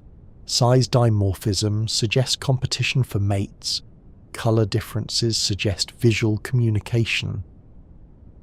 The dimorphism itself is data about social behaviour and reproduction. Dinosaur fossils are sometimes found in association with specific plants, revealing ecosystem relationships. These pairings reconstruct ancient communities, who ate what and who lived where. A hadrosaur skeleton surrounded by fossilized cycad fronds suggests this species specialized in cycad consumption. As sauropod fossils in deposits rich with conifer remains hint at forest browsing lifestyles. The associations aren't always about diet. Sometimes they're about habitat. Certain dinosaurs consistently found in environments dominated by certain plants, suggesting ecological preferences. A species always found with fern-rich deposits probably lived in the undergrowth of fern prairies. Another found with riverine vegetation probably stayed near water sources. Coprolites help too, when stomach contents or feces contain identifiable plant material. We know exactly what the dinosaur ate. We can see which plants were preferred, how they were processed, what parts were digestible.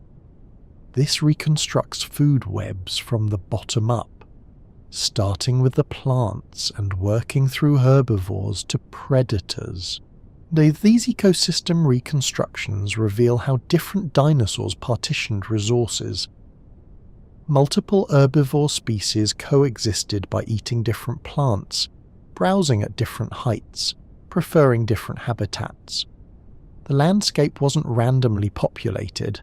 There were patterns, niches, specializations that reduced competition and allowed diverse communities to persist. The plant fossils associated with dinosaur fossils are pieces of the puzzle, helping us understand not just what the dinosaurs were, but how they fit into their worlds, what they ate, where they lived, how they coexisted with dozens of other species in complex functioning ecosystems.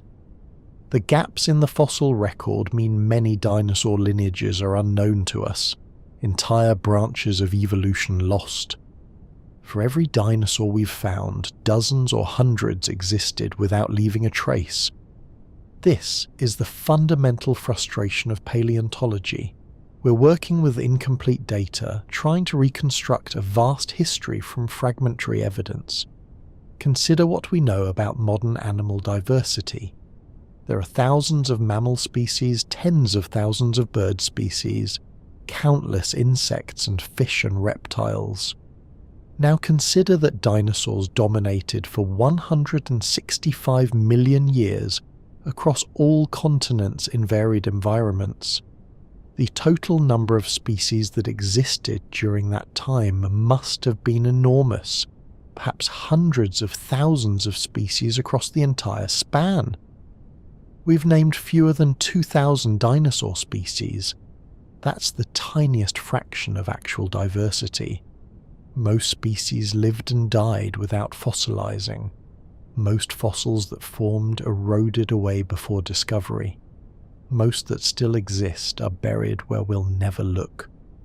The known dinosaurs are the lucky ones, species that happen to die in places where fossilization was possible, that happen to be preserved well enough for discovery, that happen to be exposed and found before erosion destroyed them. This means vast portions of dinosaur evolution are invisible to us. Entire groups that lived and thrived and went extinct without leaving discoverable evidence. Evolutionary experiments that rose and fell in regions where we have no fossil record. The dinosaurs in museums represent a tiny biased sample of what actually existed. Biased toward large animals, more likely to fossilize, toward certain environments, better preservation, toward recent time periods, less time for erosion. The true diversity is lost, permanently beyond recovery, leaving us to work with fragments and infer from scraps. Some dinosaurs had reinforced skulls, suggesting they engaged in head-to-head combat for mates or territory. The sound of their collisions would have echoed across valleys like battering rams meeting. Pachycephalosaurs are the most famous examples, those dome-headed dinosaurs with skulls built for impact. But other species show similar adaptations in different forms. The bone in these skulls isn't just thick, it's structurally reinforced, with internal struts and dense layers arranged to distribute force and prevent fracturing. The neck vertebrae are modified too, interlocking in ways that prevent excessive flexion or extension during impact. Even the brain case shows evidence of protection. Thickened walls, possibly shock-absorbing tissues between brain and bone that don't fossilize but can be inferred from anatomy. Modern animals that engage in head-butting combat show similar adaptations. Bighorn sheep have elaborate sinus systems and specialized bone structures that absorb shock. Musk oxen have reinforced skulls and neck muscles that brace for impact.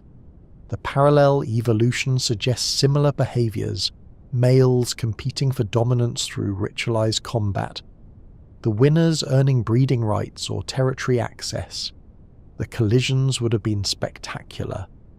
Two pachycephalosaurs lowering their heads, charging from several yards apart, meeting with a crack that carries across the landscape. The impact absorbed by skulls evolved specifically for this purpose. Force transmitted down reinforced necks into powerful bodies. Neither individual seriously injured if they're evenly matched. The contest decided by who can withstand more impacts.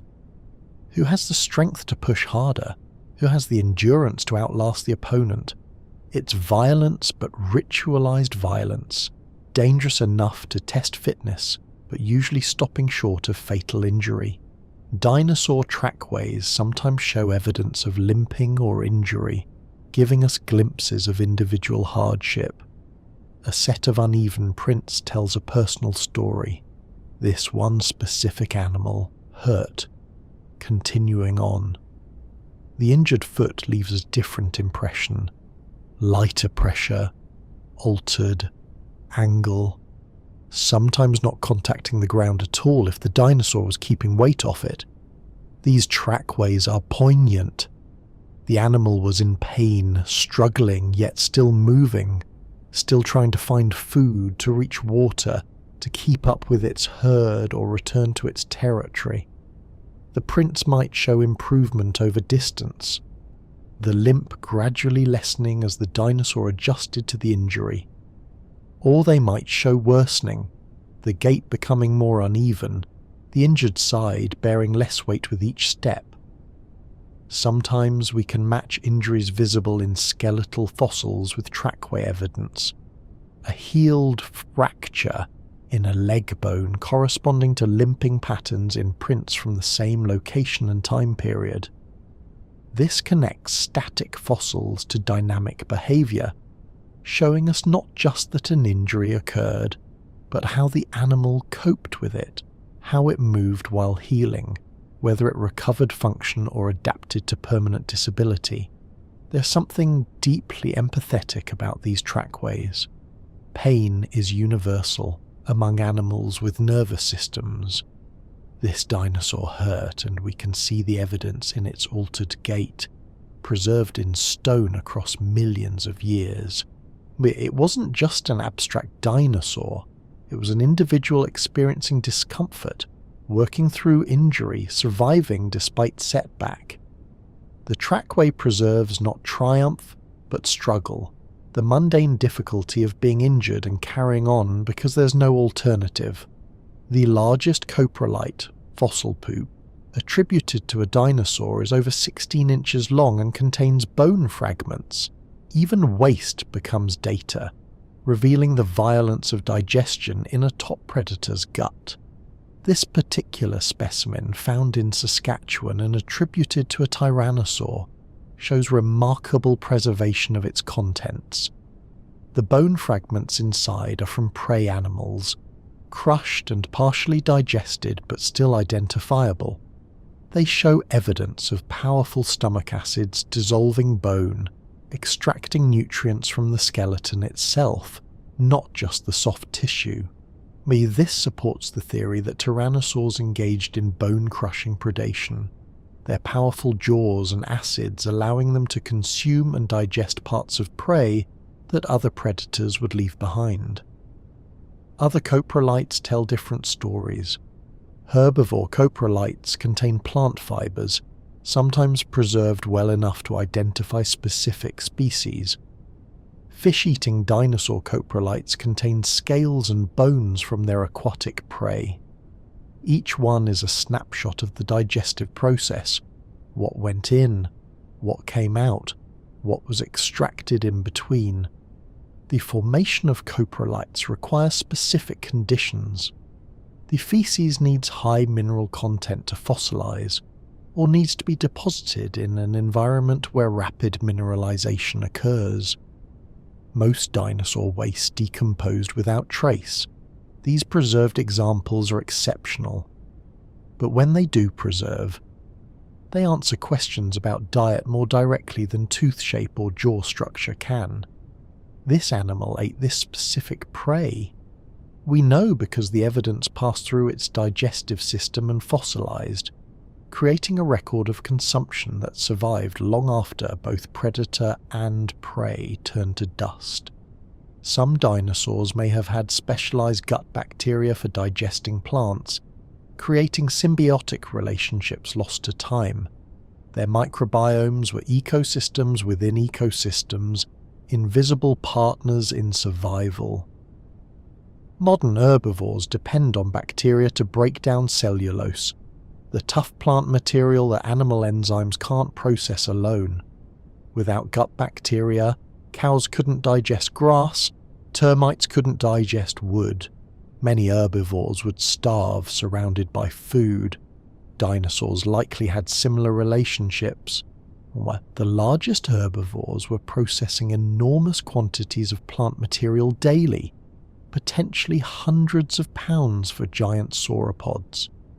That requires extraordinarily efficient digestion, almost certainly involving bacterial fermentation to break down cellulose and extract nutrients. The bacteria would live in specialized portions of the digestive tract, possibly a large fermentation chamber like a cow's rumen, possibly distributed throughout enlarged intestines. These bacteria are completely lost to us. Microorganisms don't fossilize except in exceptional circumstances, and gut bacteria in particular leave no trace. We can infer their existence from the biology of digestion, from the volume of plant material these animals must have consumed, from comparisons with modern herbivores. but the specific bacteria, the particular symbiotic relationships, the exact mechanisms, all lost when the last dinosaurs died. This represents an entire dimension of dinosaur biology we'll never access. Every dinosaur carried an ecosystem inside it, millions or billions of bacteria working in partnership with the host's digestive system. A relationship that evolved over millions of years and vanished completely with extinction. The microbiome shaped digestion, influenced nutrition, possibly affected health and immune function. It was essential to survival, and it's completely invisible in the fossil record, gone without trace, leaving us to speculate about relationships we can infer but never observe. Dinosaur fossils can be dated using radiometric techniques, placing them in absolute rather than relative time. Chemistry allows us to say not just old, but precisely how many millions of years ago. This transforms paleontology from describing sequences, this layer is older than that one, to establishing actual dates. This fossil is 66.7 million years old. The technique relies on radioactive decay. Some elements decay at known, constant rates, ticking away like clocks embedded in rocks. Uranium decays to lead. Potassium decays to argon. By measuring the ratio of parent to daughter isotopes in volcanic rocks or minerals associated with fossils, scientists can calculate how long ago the rock formed. The fossils themselves usually can't be dated directly. Bone doesn't contain suitable radioactive elements, but the sedimentary layers containing fossils are often sandwiched between volcanic ash deposits that can be dated precisely. Where this gives maximum and minimum ages, the fossil is younger than the ash layer below it, older than the ash layer above it. With enough dated layers, we can interpolate ages with impressive precision. This absolute dating revolutionized our understanding of dinosaur evolution. Instead of vague early Cretaceous or late Jurassic, we can say 72 million years ago, or 150.3 million years ago. We can calculate how long species persisted, how fast new forms evolved, how long gaps in the fossil record actually represent. The chemistry of radioactive decay gives us a timeline anchored in physical processes that don't care about our interpretations. They just tick away at constant rates, providing absolute dates that transform geology and paleontology from relative to quantitative sciences. Yeah, the smallest changes in dinosaur morphology across generations show evolution happening in real time in the fossil record. We can watch species transform gradually, beak shapes shifting, crests growing, change made visible.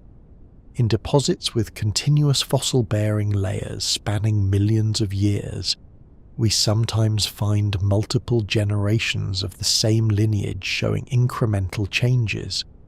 A species starts with a small crest. In layers representing 1 million years later, the crest is slightly larger. Another 1 million years, larger still. The change is gradual, each generation almost identical to its parents, but accumulating over time into significant transformation. Eventually, the descendant looks different enough that we'd classify it as a new species, even though there was no clear boundary, just continuous change across countless generations. This is evolution observed directly, or as directly as possible given the constraints of the fossil record. We're not inferring that evolution happened, we're watching it play out across strata. The evidence isn't extrapolation from living species or genetic analysis. It's the actual lineages, preserved in stone showing modification accumulating generation by generation. The changes make sense in context. Crest size increases during periods when we find multiple related species, suggesting sexual selection driving elaborate displays. Body size shifts in response to climate changes, becoming larger in cooling periods, smaller in warming ones. Tooth shape modifies as available vegetation changes, and our evolution isn't random. It's responsive to environmental pressures, selecting for variations that improve survival and reproduction in current conditions, and we can see it happening, frozen in rock layers that captured each stage of the transformation. Some dinosaurs appear to have cared for their young for extended periods, based on nesting sites and juvenile remains. Parenting extended beyond hatching. Families stayed together, learning and growing as units. Evidence comes from several sources. Nests with juveniles too large to be recent hatchlings still present, suggesting prolonged nest attendance. Juvenile bones showing stress markers consistent with being fed by parents rather than foraging independently. Trackways showing adults and juveniles moving together. Maiasaura, good mother lizard, is the classic example. Nesting sites show evidence of colonial breeding, with multiple nests in proximity. The nests contain juveniles of various sizes, suggesting hatchlings remained in or near nests while growing. The juveniles' bones show they weren't venturing far. Wear patterns and stress markers indicate limited mobility, consistent with parental feeding rather than independent foraging. This level of care is significant. It requires substantial parental investment. Adults spending weeks or months feeding young, protected them from predators, possibly teaching behaviors through example. It suggests social structures more complex than simply laying eggs and leaving. Family groups, possibly extended families, individuals cooperating to raise young. Modern birds and crocodilians both show parental care. So dinosaurs having it makes evolutionary sense. It's likely an ancestral trait shared across the archosaur lineage. But seeing evidence of it in fossils, the juveniles clustered in nesting areas, the adults dying near nests they were apparently defending, makes it concrete.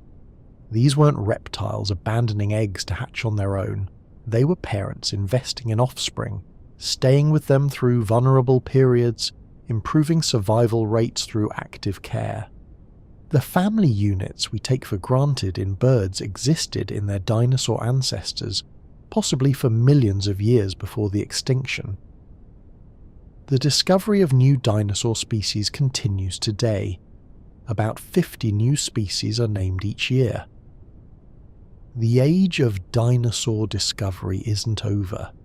It's accelerating as we search more places more carefully. New species come from multiple sources, unexplored regions finally receiving paleontological attention, museum collections being re-examined with new techniques, known fossils being reanalyzed and reclassified. China has been particularly productive recently, with exquisitely preserved feathered dinosaurs emerging from Liaoning province deposits. Argentina yields massive sauropods from Patagonian badlands. Mongolia provides protoceratopsians and small theropods from the Gobi Desert. North America continues producing specimens from well-studied formations as new localities are discovered. Each new species adds detail to our understanding. Some fit neatly into known groups, filling gaps in existing classifications. Others are strange, possessing combinations of features that force us to revise evolutionary trees and reconsider relationships. A few are genuinely bizarre, like Yichi with its bat-like wings, or Deinoceras with its massive arms and sailback. Creatures so weird they challenge our assumptions about what's possible in dinosaur evolution. The rate of discovery suggests we're still in the early stages of documenting dinosaur diversity. If we're finding 50 species per year now, and we've only been seriously searching for about 150 years, we've probably discovered a tiny fraction of what existed. The vast majority of dinosaur species are still unknown, buried in unexplored rocks, waiting in museum drawers, misidentified as something else, or lost forever to erosion. Every new discovery reminds us how much we don't know, how many questions remain unanswered. How much of dinosaur history is still hidden, waiting to be found? Dinosaur fossils inspire ongoing debates about fundamental biology, how warm-blooded, how bird-like, how social they truly were. Each fossil is incomplete evidence in a case that will never be fully closed, only better understood. These debates aren't failures of science, they're science working as designed, testing hypotheses against evidence, revising understanding as new data emerges. The warm-blooded debate has raged for decades. Evidence suggests different metabolisms in different groups, but the details remain contested. The bird-dinosaur connection is now accepted. Birds literally are dinosaurs. But questions remain about when flight evolved, how many times it evolved independently, which features are unique to birds versus ancestral to all dinosaurs, and social behaviour is inferred from trackways and nesting sites. But the sophistication of that behaviour, whether dinosaurs had complex social structures, communication systems, possibly even culture in rudimentary forms, remains speculative. Each new fossil has the potential to shift these debates. A discovery showing preserved heart structure supports warm-bloodedness. Feathered dinosaurs push the bird connection earlier in evolution. Nesting colonies suggest more complex social behaviours than previously assumed. But each answer raises new questions. The debates evolve rather than resolve, becoming more nuanced as evidence accumulates. This is how science advances, not through sudden revelations that settle everything, but through gradual refinement of understanding, each discovery adding detail, complexity, nuance to the picture, or dinosaurs will never be completely understood. Too much time has passed, too much evidence is lost. But our understanding improves continuously, approaching truth asymptotically, getting closer but never quite reaching perfect knowledge. The debates themselves are valuable. They drive research, inspire new studies, push scientists to look closer and think harder about what the evidence actually shows. The word dinosaur will eventually be obsolete. As we understand them better, we're realizing bird captures most of what they were. The boundary between dinosaur and bird is dissolving, revealing continuity instead of extinction, ancient life persisting in new forms. This isn't metaphorical, it's taxonomically accurate. Birds are theropod dinosaurs, as much dinosaurs as Tyrannosaurus or Velociraptor, just specialised for flight and survival in post-impact ecosystems. What we call dinosaur extinction was actually a filtering event. Most dinosaur lineages died, yes, the giant sauropods, the armoured ankylosaurs, the horned ceratopsians, but one lineage survived. The birds, small theropods that made it through the catastrophe and radiated into the ecological niches opened by the extinction. They're not descendants of dinosaurs. They are dinosaurs, continuing the lineage unbroken across 66 million years. This realization changes the narrative. Dinosaurs didn't fail. They succeeded spectacularly, dominating for 165 million years and then adapting to survive a global catastrophe that killed most large life forms. They're still here, still thriving, still evolving. The sparrow outside your window is as much a dinosaur as Tyrannosaurus rex, just adapted for a different world.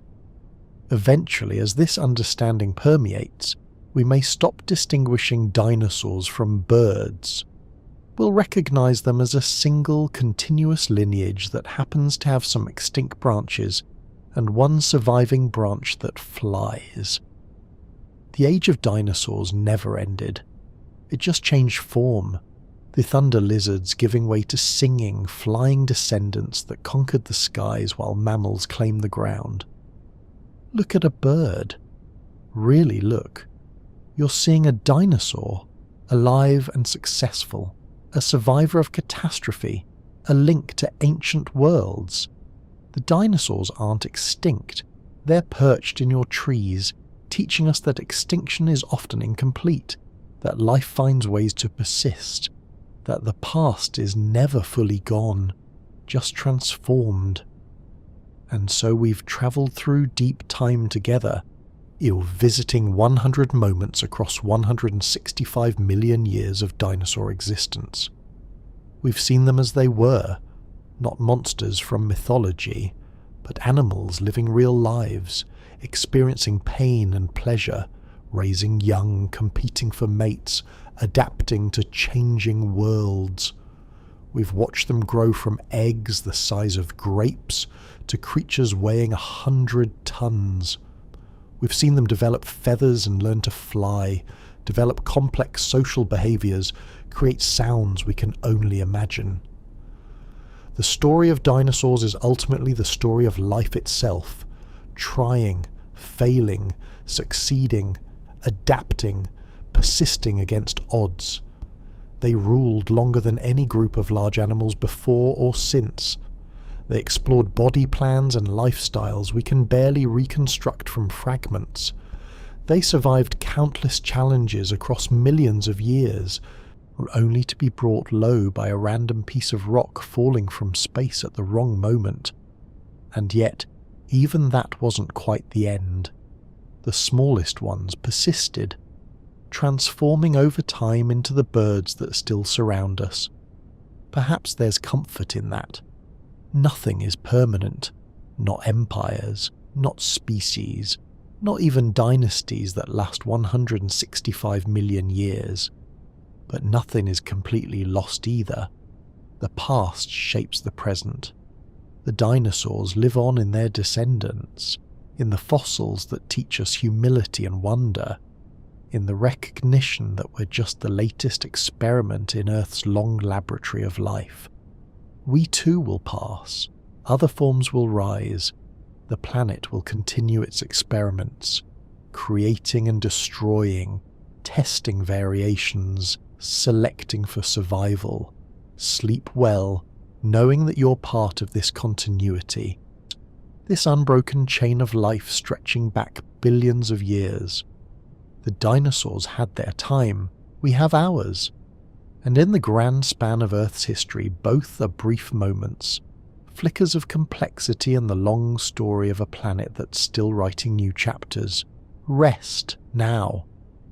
Tomorrow, perhaps look at birds differently. See them as the living echoes of thunder lizards, as proof that survival is possible even after catastrophe, as reminders that life is more resilient, more creative, and more persistent than we ever imagine. Good night. May your dreams carry you gently through time, visiting worlds that no longer exist except in stone and imagination.